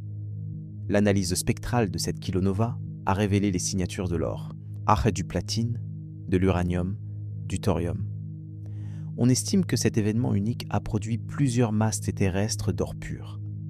Plusieurs planètes entières faites d'or, créées en quelques secondes. Mais l'énergie impliquée est tout aussi remarquable. La fusion elle-même a converti environ 5% de la masse totale du système, soit environ 1/10 de masse solaire, directement en énergie d'onde gravitationnelle en quelques millisecondes. C'est l'équivalent de E égale mc au carré, l'équation d'Einstein, à l'œuvre dans toute sa puissance dévastatrice. 5% de la masse d'un objet aussi massif qu'1/10 du Soleil, converti en pure énergie en moins d'une seconde, produit une libération d'environ 2 fois 10 puissance 47 joules. Cette énergie déforme l'espace-temps lui-même, créant des ondulations qui se propagent à la vitesse de la lumière à travers le cosmos. GW170817 s'est produite à environ 130 millions d'années-lumière. Et pourtant, nous avons pu détecter la déformation infime de l'espace qu'elle a causé en traversant la Terre. Ces fusions sont les forges cosmiques des éléments les plus lourds. Les supernovas ordinaires produisent du carbone, de l'oxygène, du silicium, du fer, mais les éléments au-delà du fer, en particulier ceux de la moitié supérieure du tableau périodique, nécessitent des conditions encore plus extrêmes. Les fusions d'étoiles à neutrons fournissent ces conditions. Dans le nuage de matière éjectée, surchauffé à des milliards de degrés et contenant une densité incroyable de neutrons libres, les noyaux atomiques capturent rapidement des neutrons dans un processus appelé le air process, construisant des noyaux de plus en plus lourds jusqu'aux actinides. L'or dans vos bijoux, le platine dans les catalyseurs automobiles, l'iode nécessaire à votre thyroïde, l'uranium qui alimente les centrales nucléaires, tout cela a été forgé dans des fusions d'étoiles à neutrons il y a des milliards d'années, puis dispersé dans l'espace, intégré dans les nuages de gaz qui ont formé notre système solaire. Dans l'univers primitif, ces fusions devaient également se produire, bien que probablement à un taux plus faible, car elles nécessitent que des systèmes binaires d'étoiles massives naissent, évoluent en étoiles à neutrons ou trous noirs, et ensuite spiralent jusqu'à fusionner. C'est un processus qui peut prendre des centaines de millions, voire des milliards d'années. Mais au fur et à mesure que les premières générations d'étoiles massives mouraient et formaient des résidus compacts, les conditions étaient réunies. Un aspect terrifiant des environnements galactiques denses est la probabilité accrue d'interaction directe entre étoiles. Dans le cœur des amas globulaires, ces concentrations sphériques de centaines de milliers d'étoiles, la densité peut atteindre 100 000 étoiles par année-lumière cube, comparée à environ une tous les 10 années-lumière cubes dans notre voisinage solaire. À de telles densités, les rencontres rapprochées deviennent relativement fréquentes. Deux étoiles peuvent passer suffisamment près l'une de l'autre pour échanger de la matière, modifier leurs orbites, voire fusionner directement. On appelle ces événements des collisions stellaires, bien que le terme soit légèrement trompeur, car il s'agit plus souvent de fusion gravitationnelle que de percussion. Quand deux étoiles fusionnent, l'événement peut réactiver temporairement la fusion nucléaire dans le nouvel objet combiné, créant une étoile bleue retardataire, une étoile qui semble plus jeune et plus chaude qu'elle ne devrait l'être pour son âge. Mais si les étoiles sont suffisamment massives, ou si l'une d'elles est déjà un résidu compact comme une naine blanche ou une étoile à neutrons, la fusion peut être explosive. Dans les galaxies compactes de l'univers primitif, où des centaines de milliards d'étoiles étaient concentrées dans des régions de quelques milliers d'années-lumière seulement, la densité stellaire dans les régions centrales devait être extraordinaire. Les collisions et fusions stellaires auraient été courantes, créant une population d'objets exotiques et énergétiques. Certains modèles suggèrent que ces collisions en cascade, où une étoile massive capture et fusionne avec plusieurs autres en succession rapide, pourraient aller créer des étoiles supermassives de 1000 masses solaires ou plus. De tels monstres seraient instables et vivraient à peine quelques millions d'années avant de s'effondrer en trous noirs de masse intermédiaire, des objets de 1000 à 100 000 masses solaires. Ces trous noirs de masse intermédiaire pourraient ensuite servir de graines pour les trous noirs supermassifs, résolvant partiellement l'énigme de savoir comment ces derniers ont grandi si rapidement. Mais la formation d'étoiles supermassives par collision en cascade nécessite des conditions très spécifiques et reste hautement spéculative. Ce qui n'est pas spéculatif, c'est l'intensité énergétique des environnements galactiques primitifs. Nous pouvons la mesurer indirectement par la luminosité observée, par les signatures spectrales, par les quantités d'éléments lourds détectés. Et toutes ces mesures pointent vers des niveaux d'activité extraordinaires. Une galaxie comme SPT03 1-58, avec son taux de formation stellaire de près de 3000 masses solaires par an, convertit environ 3 masses solaires de matière en étoiles chaque année. Mais l'efficacité n'est pas totale. Pour chaque masse solaire d'étoiles formées, peut-être 10 masses solaires de gaz sont brassées, chauffées, comprimées, ionisées. L'énergie mécanique injectée par les vents stellaires et les supernovae est estimée à environ 10 puissance 41 joules par an. C'est 100 millions de fois la luminosité totale de notre Soleil, mais sous forme d'énergie mécanique plutôt que de rayonnement. Cette énergie façonne la galaxie. Elle crée des bulles et des coquilles dans le gaz. Elle lance des fontaines galactiques, où le gaz chaud est éjecté du disque, monte dans le halo, se refroidit et retombe pour alimenter de nouvelles vagues de formation stellaire. C'est un cycle turbulent, chaotique, magnifique dans sa violence. Les simulations informatiques les plus avancées tentent de capturer cette complexité. Elles suivent des millions de particules représentant le gaz, les étoiles, la matière noire. Elles calculent les forces gravitationnelles, la pression thermique, autres les champs magnétiques. Elles incluent des modèles pour la formation stellaire, les supernovas, les trous noirs. Elles tournent pendant des mois sur des superordinateurs parmi les plus puissants au monde. Et même avec toute cette puissance de calcul, elles peinent à reproduire tous les détails observés. Certaines galaxies simulées forment trop d'étoiles, d'autres pas assez. Certaines développent des bulbes centraux trop massifs. D'autres ne parviennent pas à maintenir des disques minces et rotatifs. Le diable est dans les détails, dans les processus sous-résolus qui se produisent à des échelles trop petites pour être directement simulés, mais qui ont des effets cumulatifs importants. Comment exactement le gaz se fragmente-t-il en étoiles individuelles? Comment les champs magnétiques influencent-ils l'effondrement? Et comment l'énergie des supernovae est-elle couplée au gaz environnant? Ces questions, apparemment techniques, déterminent l'évolution des galaxies, et nos réponses restent incomplètes. Alors, face aux galaxies primitives massives révélées par le James Webb, nous sommes contraints d'admettre que quelque chose nous échappe.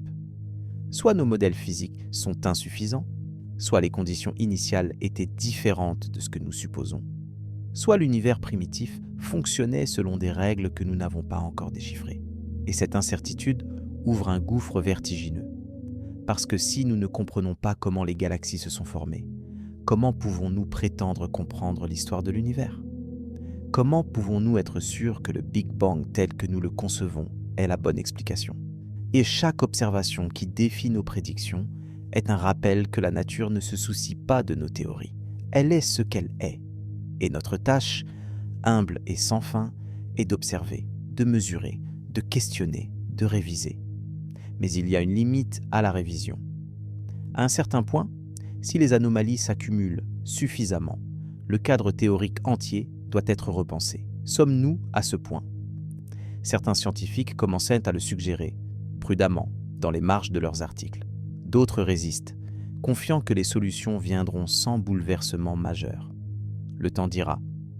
Chaque nouvelle observation du James Webb, chaque galaxie plus lointaine, plus ancienne, plus massive que prévu, est une pièce supplémentaire du puzzle. Ou peut-être une preuve supplémentaire que le puzzle lui-même est mal conçu. Arrêtons-nous un instant. Retirons-nous du déluge de données, des spectres lumineux, des calculs de masse et d'énergie. Posons la question qui hante silencieusement chaque découverte, chaque anomalie, chaque galaxie impossible. Qu'est-ce que cela signifie pour nous ? Nous sommes une espèce qui habite une planète rocheuse de taille moyenne, orbitant une étoile ordinaire, dans la banlieue d'une galaxie spirale banale. Notre existence consciente s'étend sur quelques dizaines d'années individuellement, quelques milliers d'années collectivement si l'on compte l'histoire enregistrée. Nous venons tout juste d'inventer les télescopes capables de voir au-delà de notre voisinage cosmique immédiat. Il y a un siècle à peine, nous pensions que la Voie lactée était l'univers entier. Il y a 5 siècles, nous pensions que la Terre était le centre de toute création. Chaque révélation cosmologique nous a décentrés, diminués, rendus plus petits dans le schéma des choses. Copernic nous a retirés du centre du système solaire. Hubble nous a montré que notre galaxie n'était qu'une parmi des milliards. Et maintenant, le James Webb nous montre un univers encore plus vaste, plus ancien, plus complexe que nous l'imaginions. Un univers qui pourrait ne pas avoir commencé de la manière que nous pensions. Si le Big Bang tel que nous le comprenons est incomplet ou erroné, qu'est-ce que cela fait à notre sentiment de compréhension ? Nous avions une histoire d'origine, une cosmogonie scientifique, un récit qui expliquait comment le néant est devenu quelque chose, comment le chaos est devenu ordre, comment les atomes primordiaux sont devenus galaxies, à étoiles, planètes et finalement nous. Ce récit donnait un sens à notre existence. Nous étions le produit de 13 milliards 780 millions d'années d'évolution cosmique, la poussière d'étoiles prenant conscience d'elle-même, comme le disait Carl Sagan. Il y avait une élégance à cela, une continuité narrative du Big Bang jusqu'à la conscience. Mais si cette chronologie est fausse, si les premières étapes se sont déroulées différemment, plus rapidement, ou peut-être pas du tout comme nous le pensons, alors qui sommes-nous dans cette nouvelle histoire ? Sommes-nous un accident improbable dans un univers qui n'a jamais vraiment eu de commencement ? Sommes-nous les habitants tardifs d'un cosmos qui était déjà complexe et mature bien plus tôt que nous l'admettions ? Il y a quelque chose de profondément troublant dans la découverte que nos certitudes fondamentales pourraient être des illusions. Nous construisons des modèles mentaux du monde, de la réalité. Ces modèles nous permettent de naviguer, de prédire, de planifier. Quand un modèle se révèle faux, il ne s'agit pas seulement de corriger une erreur technique, c'est une déstabilisation existentielle. Pensez aux générations d'astronomes, de cosmologistes, de physiciens qui ont consacré leur vie à élaborer le modèle du Big Bang. Ils ont calculé, observé, débattu, raffiné. Ils ont construit un consensus. Et ce consensus semblait solide, confirmé par des observations indépendantes convergentes. L'expansion de l'univers, le fond diffus cosmologique, la nucléosynthèse primordiale. 3 piliers robustes. Mais les piliers vacillent maintenant sous le poids des nouvelles observations. Pas complètement, pas encore. Le modèle n'est pas effondré, il est sous tension. Et cette tension crée un malaise profond dans la communauté scientifique. Un malaise qui filtre lentement vers le public. Parce que si les scientifiques eux-mêmes ne sont pas sûrs, si les experts admettent qu'il y a des mystères qu'ils ne peuvent pas résoudre, alors que reste-t-il de la certitude ? Où trouvons-nous un sol ferme ? La réponse, peut-être, est que nous ne le trouvons pas. Que la certitude absolue n'existe pas et n'a jamais existé. Que toute connaissance est provisoire, révisable à la lumière de nouvelles preuves, C'est la nature même de la science, son humilité fondamentale déguisée en confiance méthodologique. Mais cette humilité est difficile à vivre. Nous voulons des réponses. Nous voulons savoir d'où nous venons, où nous allons, pourquoi nous sommes ici. Et l'univers refuse obstinément de fournir des réponses simples. Maintenant, considérons les implications pour la vie elle-même. Si l'univers primitif était aussi violent que les observations le suggèrent, si les galaxies étaient des chaudrons d'explosions stellaires, de radiations intenses, de transformations cataclysmiques, cela change radicalement notre estimation des conditions propices à la vie. Nous savons que la vie, du moins la vie telle que nous la connaissons, nécessite une certaine stabilité. Elle a besoin d'éléments lourds, certes du carbone, de l'azote, de l'oxygène, du phosphore, mais elle a aussi besoin de temps, de milliards d'années de stabilité relative pour que l'évolution chimique complexe se produise, et pour que les molécules organiques s'assemblent, pour que les premières cellules émergent. Sur Terre, la vie est apparue remarquablement rapidement après que la planète soit devenue habitable. Il y a environ 4 milliards 500 millions d'années. La Terre s'est formée à partir du disque protoplanétaire entourant le jeune Soleil. Pendant les quelques centaines de millions d'années suivantes, la surface était un enfer de bombardements météoritiques, de volcans, d'océans de magma. Mais dès que les conditions se sont stabilisées, vers 4 milliards d'années, ou peut-être même avant, les premières traces de vie apparaissent dans le registre géologique. Cela suggère que la vie, lorsque les conditions sont favorables, émerge facilement et rapidement. Mais les conditions doivent être favorables. Une planète bombardée continuellement par des explosions de rayons gamma, baignant dans des radiations cosmiques intenses, ne conserverait pas longtemps une biosphère complexe. Dans les galaxies primitives massives que nous observons maintenant, avec leur taux de supernova extraordinaire, avec leur densité stellaire extrême, avec leurs trous noirs actifs crachant des jets relativistes, combien de planètes auraient pu abriter la vie pendant assez longtemps pour qu'elle évolue vers la complexité? Peut-être très peu, peut-être aucune. L'univers jeune était peut-être intrinsèquement hostile à la vie. Cela soulève une version modifiée du paradoxe de Fermi. Enrico Fermi, le physicien italien, a demandé un jour « Si l'univers est si vaste et si ancien, où sont tous les extraterrestres? S'il y a des milliards de galaxies, chacune contenant des milliards d'étoiles, dont beaucoup ont probablement des planètes, les probabilités suggèrent que la vie intelligente devrait être courante. Et si même une fraction infime de ces civilisations développait le voyage interstellaire, l'univers devrait grouiller de vie. Mais nous n'observons aucun signe, aucun signal radio, aucune mégastructure artificielle, aucune visite. Le silence est assourdissant. Peut-être que la réponse réside dans la chronologie. Si l'univers primitif était trop violent pour permettre à la vie de s'établir, alors la vie n'a pu vraiment commencer à se développer que relativement récemment dans l'histoire cosmique. Peut-être seulement dans les derniers quelques milliards d'années.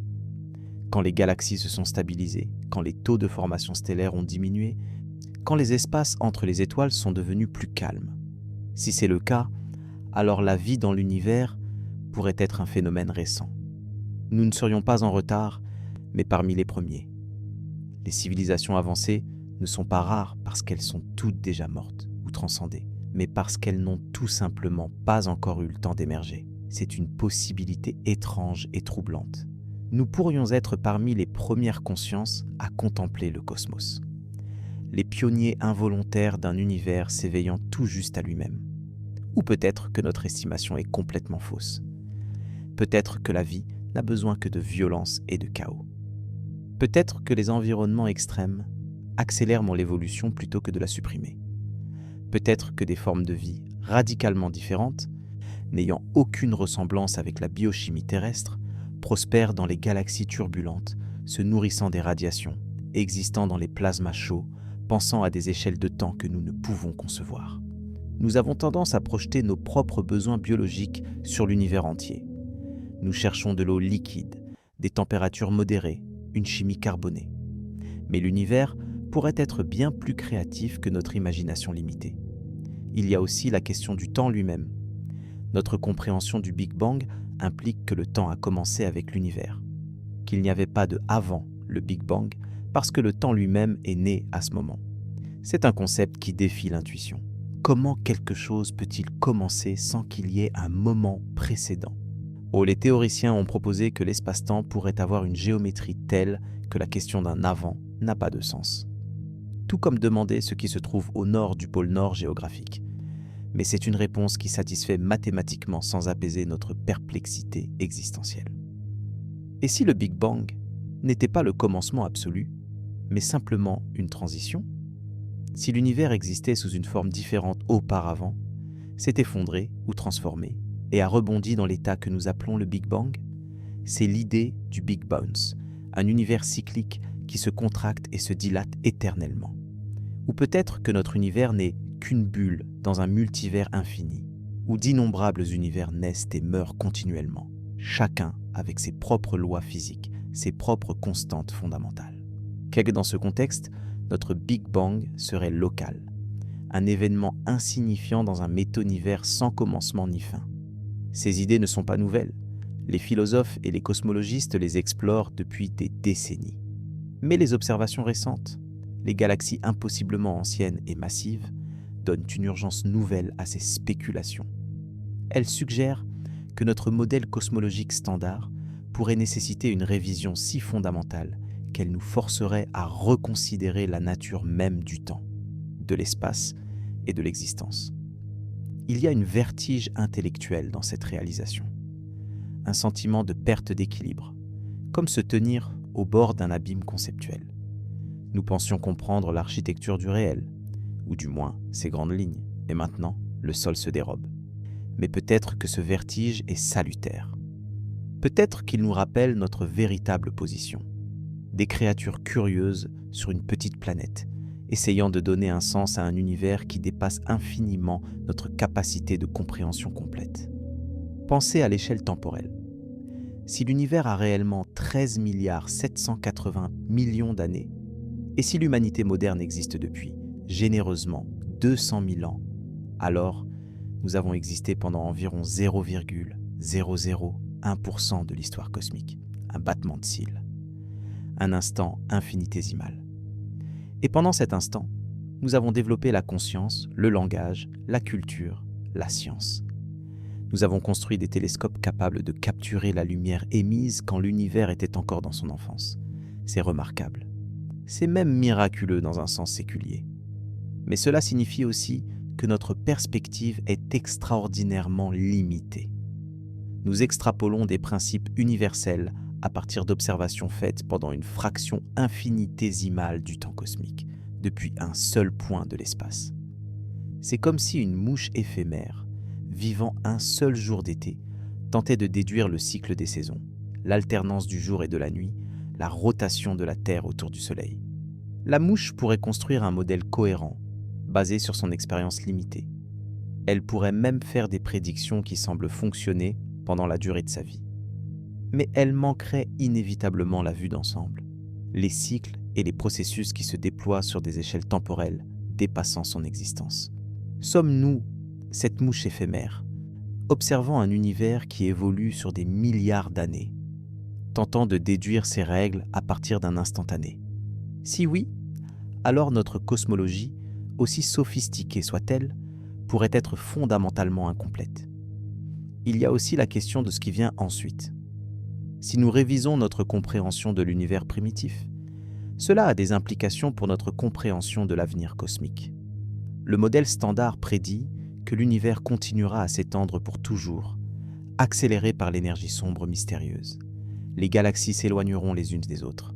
Dans des milliards d'années, les galaxies au-delà de notre groupe local auront disparu au-delà de l'horizon cosmique, emportées plus vite que la vitesse de la lumière par l'expansion de l'espace. Le ciel nocturne deviendra de plus en plus vide. Finalement, que toutes les étoiles épuiseront leur combustible. Les trous noirs eux-mêmes s'évaporeront par rayonnement de Hawking sur des échelles de temps inconcevables, 10 puissance 100 ans. L'univers finira dans un froid sombre et silencieux, une mort thermique. C'est un destin mélancolique, mais cohérent avec nos observations actuelles. Mais si le modèle cosmologique change, Si l'expansion n'est pas ce que nous pensons, si l'énergie sombre se comporte différemment, alors le futur pourrait être radicalement autre. Peut-être que l'expansion ralentira et s'inversera, conduisant à un Big Crunch, où tout l'univers s'effondrera en un point singulier, miroir du Big Bang. Peut-être que l'énergie sombre augmentera en intensité, déchirant finalement même les atomes dans un Big Rip. Peut-être que quelque chose de complètement inattendu se produira, quelque chose que nous ne pouvons même pas concevoir avec notre physique actuelle. L'incertitude s'étend dans les deux directions temporelles. Nous ne sommes pas sûrs de comment cela a commencé, et nous ne sommes pas sûrs de comment cela finira. Nous existons dans un présent perplexe, entouré de mystères. Et pourtant, malgré cette incertitude, ou peut-être à cause d'elle, nous continuons à observer, à mesurer, à questionner. C'est peut-être cela qui nous définit le plus profondément. Non pas nos réponses, qui sont toujours provisoires, mais nos questions, qui sont éternelles. Il y a une beauté austère dans cette quête sans fin. Nous ne comprendrons peut-être jamais complètement l'univers. Il est possible que l'univers soit fondamentalement incompréhensible pour des esprits finis comme les nôtres, car que la réalité ultime dépasse les capacités cognitives de toute intelligence biologique. Mais cela ne nous empêche pas d'essayer. Chaque télescope que nous construisons, chaque équation que nous résolvons, chaque galaxie que nous cataloguons est un acte de défi contre notre propre insignifiance. Nous affirmons que notre petitesse n'implique pas notre futilité, que la compréhension, même incomplète, a une valeur intrinsèque. Il y a quelque chose de profondément humain dans cette obstination. Face à un cosmos qui nous ignore, qui pourrait nous écraser sans même s'en apercevoir, nous dressons nos instruments et nous disons « Nous voulons comprendre, nous exigeons de comprendre ». Et parfois, rarement, l'univers répond, pas avec des mots, mais avec des photons. De la lumière qui a voyagé pendant 10 milliards d'années pour atteindre nos capteurs. De la lumière qui porte en elle l'histoire codée d'une galaxie qui n'aurait pas dû exister. Cette galaxie, cet objet qui contredit nos théories, est à sa manière un message. Non pas intentionnel, pas dirigé vers nous, mais un message néanmoins. Il dit « L'univers est plus étrange que vous ne le pensez. Il est plus ancien dans ses structures, plus violent dans ses processus, plus mystérieux dans son essence. » Et il dit aussi « Continuez à chercher, parce que chaque réponse révèle de nouvelles questions, et c'est dans ces questions que réside la véritable aventure. » Nous sommes une espèce jeune sur une planète jeune, regardant un univers ancien dont nous commençons à peine à déchiffrer les secrets. Nous avons tort sur de nombreux détails, peut-être sur certains principes fondamentaux, mais nous apprenons, nous nous corrigeons, nous révisons. C'est le processus de la science, mais c'est aussi la métaphore de l'existence consciente elle-même. Nous construisons des modèles du monde, nous vivons selon ces modèles, et quand la réalité démontre qu'ils sont inadéquats, nous les reconstruisons. La découverte que le Big Bang pourrait être incomplet ou erroné n'est pas une catastrophe, c'est une opportunité. L'opportunité de comprendre plus profondément, de voir plus clairement, de nous rapprocher de la vérité. Même si cette vérité elle-même reste ultimement insaisissable. Alors que signifie pour nous l'existence de galaxies qui ne devraient pas exister ? Elle signifie que l'univers refuse d'être domestiqué par nos théories. Elle signifie que le mystère persiste, prône que l'émerveillement reste justifié, que l'humilité est toujours appropriée. Elle signifie que nous vivons dans un cosmos plus grand, plus étrange, plus merveilleux que nous l'avions imaginé. Et cette réalisation, loin de nous diminuer, nous grandit, parce qu'elle nous rappelle que l'exploration n'est jamais terminée, que la frontière recule toujours, qu'il y aura toujours un horizon au-delà de l'horizon. Et quelque part dans ce cosmos immense, peut-être d'autres consciences se posent-elles les mêmes questions. Peut-être regardent-elles aussi dans leur télescope et trouvent-elles des galaxies qui défient leurs attentes.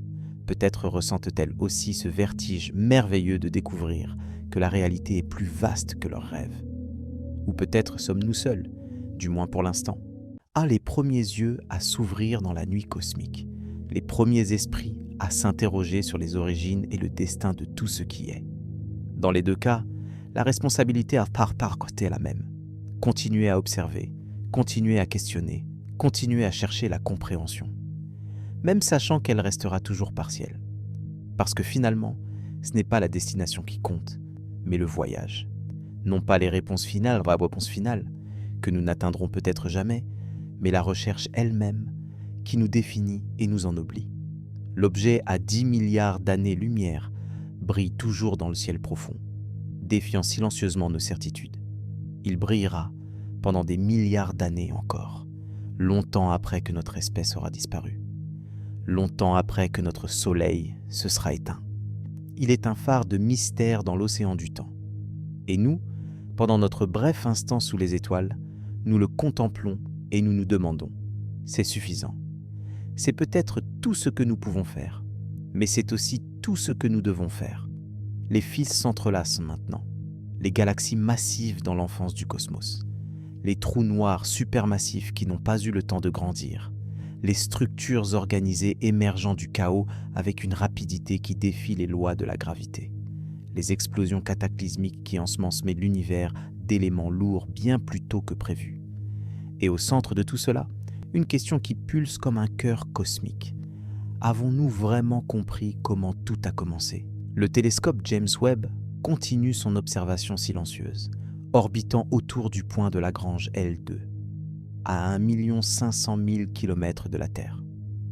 Ces miroirs captent des photons qui ont voyagé à travers presque toute l'histoire de l'univers. Chaque image qu'il transmet contient potentiellement une anomalie supplémentaire, une galaxie de plus qui ne devrait pas exister où elle existe, comme elle existe. Les cosmologistes examinent ces données avec un mélange d'excitation et d'appréhension. Chaque confirmation d'une galaxie primitive, massive, est à la fois une découverte fascinante et un problème théorique profond. Les modèles sont révisés, les paramètres ajustés, les hypothèses réexaminées.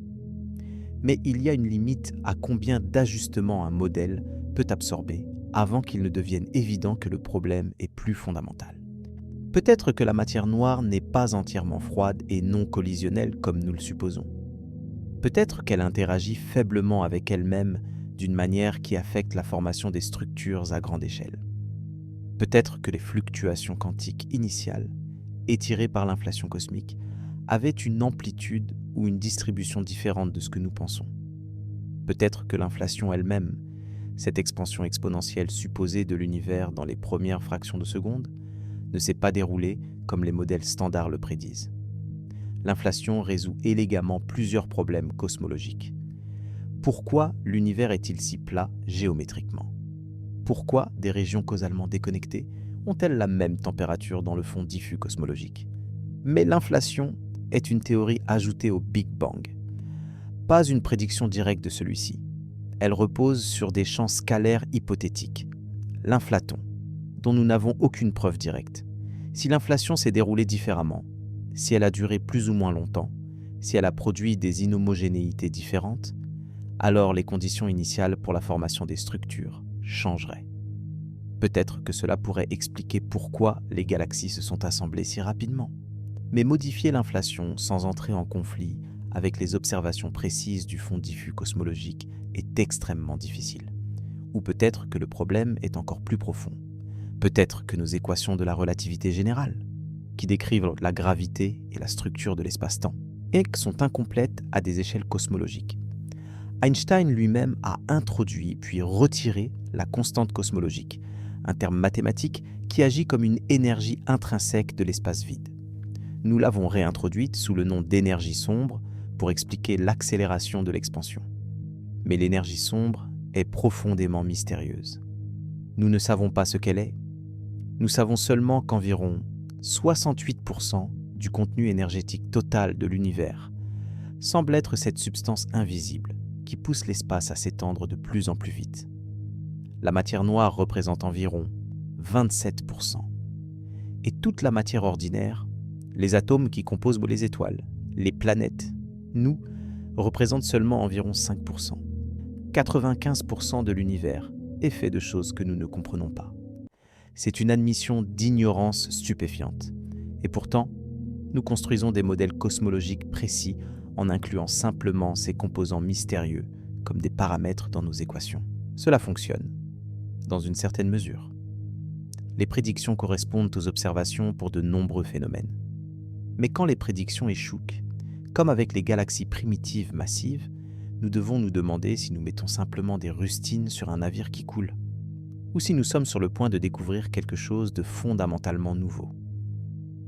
Il y a une autre possibilité, rarement discutée publiquement, mais murmurée dans les couloirs des conférences scientifiques. Et si l'univers n'avait pas commencé avec le Big Bang ? Et si ce que nous interprétons comme le commencement était simplement la limite de notre capacité à voir en arrière dans le temps ? L'univers observable est limité par l'horizon cosmique. Nous ne pouvons voir que la région d'où la lumière a eu le temps de nous atteindre depuis le Big Bang. Au-delà de cette frontière, il pourrait exister un univers bien plus vaste, peut-être infiniment vaste, qui existait déjà avant ce que nous appelons le Big Bang. Certaines théories cosmologiques alternatives proposent exactement cela. L'univers éternel, sans commencement ni fin. Des cycles de contraction et d'expansion qui se répètent à l'infini. Des collisions entre brânes dans des dimensions supérieures qui créent ce que nous percevons comme le Big Bang.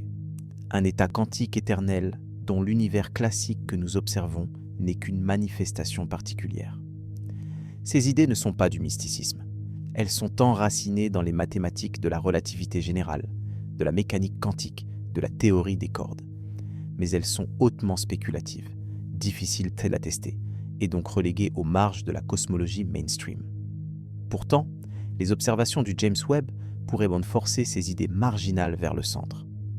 Si les galaxies primitives continuent de défier les explications conventionnelles, si les tensions dans le modèle standard s'accumulent au point de rupture, alors les alternatives devront être sérieusement considérées.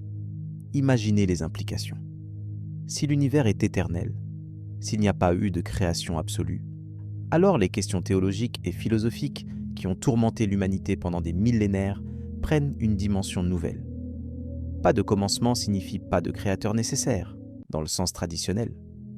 Mais cela soulève également des paradoxes logiques. Comment une séquence infinie d'événements passés peut-elle mener au présent ? Comment peut-on traverser l'infini pour arriver ici et maintenant ? Les philosophes médiévaux ont débattu de ces questions. Ils ont conclu, pour la plupart, qu'un univers éternel était logiquement impossible, et qu'il devait donc y avoir un commencement, un premier moteur. Le Big Bang semblait confirmer cette intuition philosophique avec des preuves empiriques.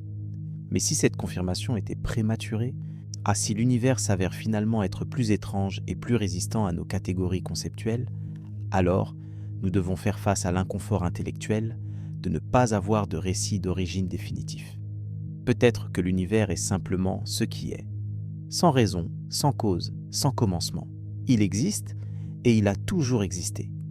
Et notre besoin d'une explication narrative est une projection de notre psychologie humaine sur une réalité qui ne se soucie pas de nos besoins narratifs. C'est une pensée vertigineuse, dépourvue de réconfort, mais peut-être aussi libératrice. Elle nous force à trouver du sens, non pas dans une origine cosmique, mais dans notre existence présente, dans nos relations, dans notre quête de compréhension et de beauté. Revenons à l'objet lui-même. Cette galaxie a 10 milliards d'années-lumière. Sa lumière, émise quand l'univers était jeune, a traversé des espaces inimaginables. Elle a voyagé à travers le vide intergalactique, déviée légèrement par les champs gravitationnels de galaxies intermédiaires, étirée par l'expansion de l'espace, pour finalement frapper les miroirs dorés du James Webb. Cette lumière porte en elle l'information codée de millions d'étoiles. Chaque photon est un messager d'un lieu et d'un temps inaccessible autrement. En analysant le spectre collectif, les astronomes déchiffrent l'histoire de cette galaxie. Quelles étoiles brûlaient ? À quelle vitesse se formaient-elles ? Quels éléments étaient présents ? Et ce que cette lumière révèle est troublant. Elle révèle une maturité qui ne devrait pas être là. Une organisation qui nécessite du temps. Bien plus de temps que ce qui était disponible. À moins que le temps disponible ne soit plus long que nous le pensons. À moins que l'univers ne soit plus ancien. Ou à moins que le temps lui-même se soit comporté différemment dans l'univers primitif. La relativité générale permet des géométries d'espace-temps exotiques, des solutions aux équations d'Einstein qui incluent des boucles temporelles, des singularités nues, des trous de verre. La plupart de ces solutions sont considérées comme non physiques, des curiosités mathématiques sans correspondance réelle. Mais notre compréhension est limitée. Peut-être que dans l'univers extrêmement dense et chaud, juste après le Big Bang, l'espace-temps avait une structure différente. Peut-être que le temps, tel que nous le concevons, n'existait pas encore de manière linéaire. Ah, peut-être que les processus de formation des structures opérèrent selon des règles différentes dans ces conditions extrêmes. Ce ne sont que des spéculations. Mais face à des observations qui défient les explications conventionnelles, la spéculation devient nécessaire. Elle ouvre des possibilités. Elle empêche la pensée de se fossiliser en dogme. La science progresse par un cycle d'observations, de théories, de prédictions et de nouvelles observations. Quand les nouvelles observations confirment les prédictions, la théorie est renforcée. Quand elles les contredisent, la théorie doit être modifiée ou abandonnée. Nous sommes peut-être à ce moment de contradiction. Les galaxies primitives massives sont les observations qui ne correspondent pas. La question est de savoir si nous pouvons modifier le modèle du Big Bang suffisamment pour les accommoder, ou si nous devons envisager quelque chose de radicalement différent. L'histoire de la science est pleine de tels moments. Le modèle géocentrique de Ptolémée a fonctionné pendant des siècles, avec des ajustements constants, des épicycles ajoutés pour expliquer les mouvements planétaires observés. Finalement, il est devenu tellement complexe que le modèle héliocentrique de Copernic, plus simple, l'a remplacé. Mais même Copernic n'avait pas complètement raison. Il a fallu Kepler pour réaliser que les orbites étaient des ellipses, pas des cercles. Et finalement Newton pour fournir le cadre mécanique expliquant pourquoi. Chaque révolution scientifique conserve quelque chose de l'ancien modèle, tout en le transcendant. Les observations de Ptolémée étaient précises, même si son cadre interprétatif était erroné. Les calculs de Copernic étaient utiles, même s'il ne comprenait pas la gravité. De même, le modèle du Big Bang capture des vérités importantes. L'univers est en expansion. Il était autrefois beaucoup plus chaud et plus dense. Les éléments légers ont été forgés dans les premières minutes.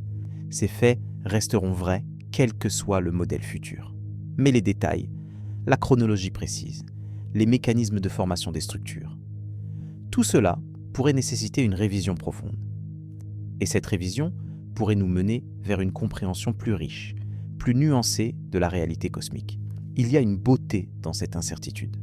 Elle nous rappelle que nous sommes des explorateurs, pas des possesseurs de vérité finale.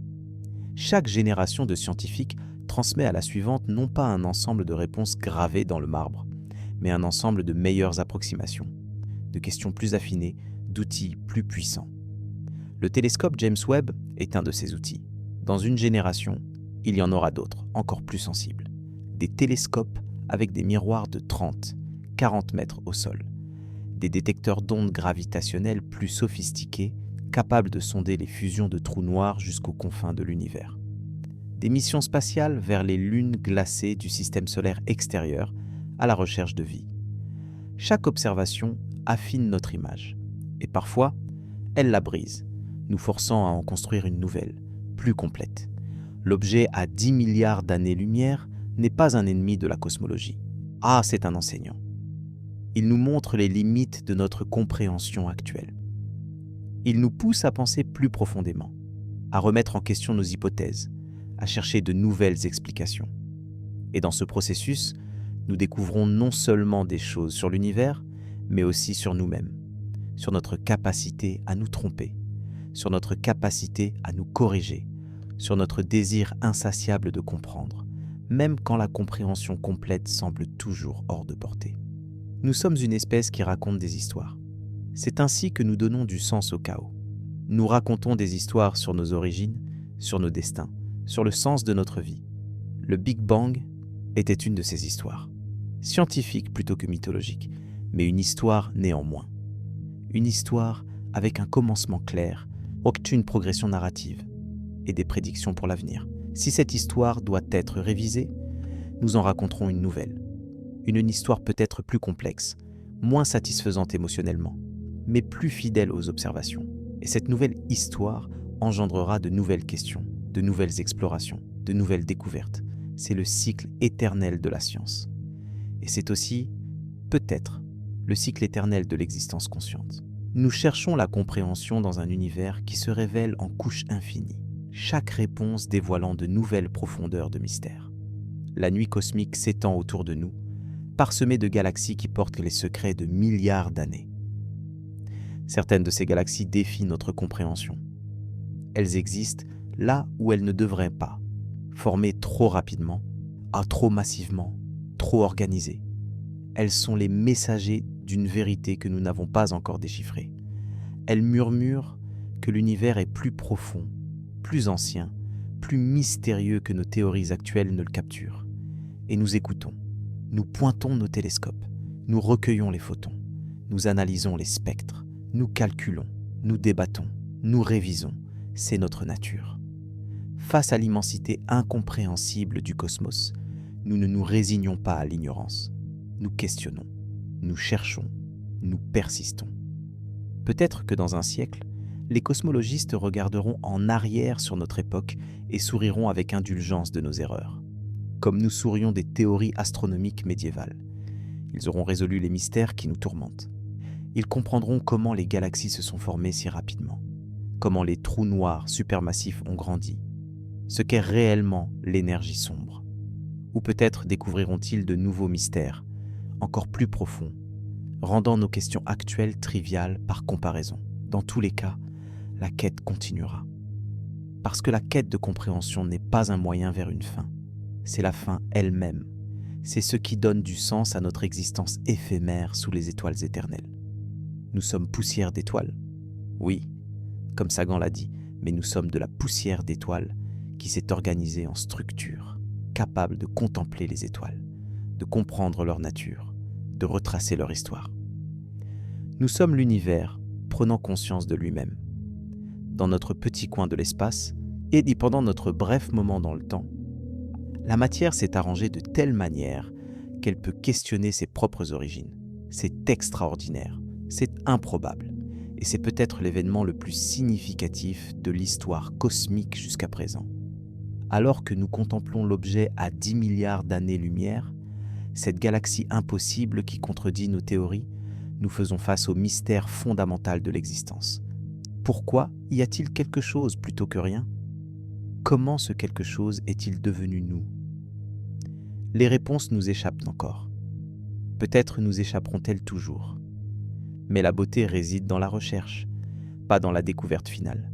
Chaque nuit, quelque part sur Terre, un astronome pointe un télescope vers le ciel. Les photons qui ont voyagé pendant des milliards d'années tombent dans les capteurs.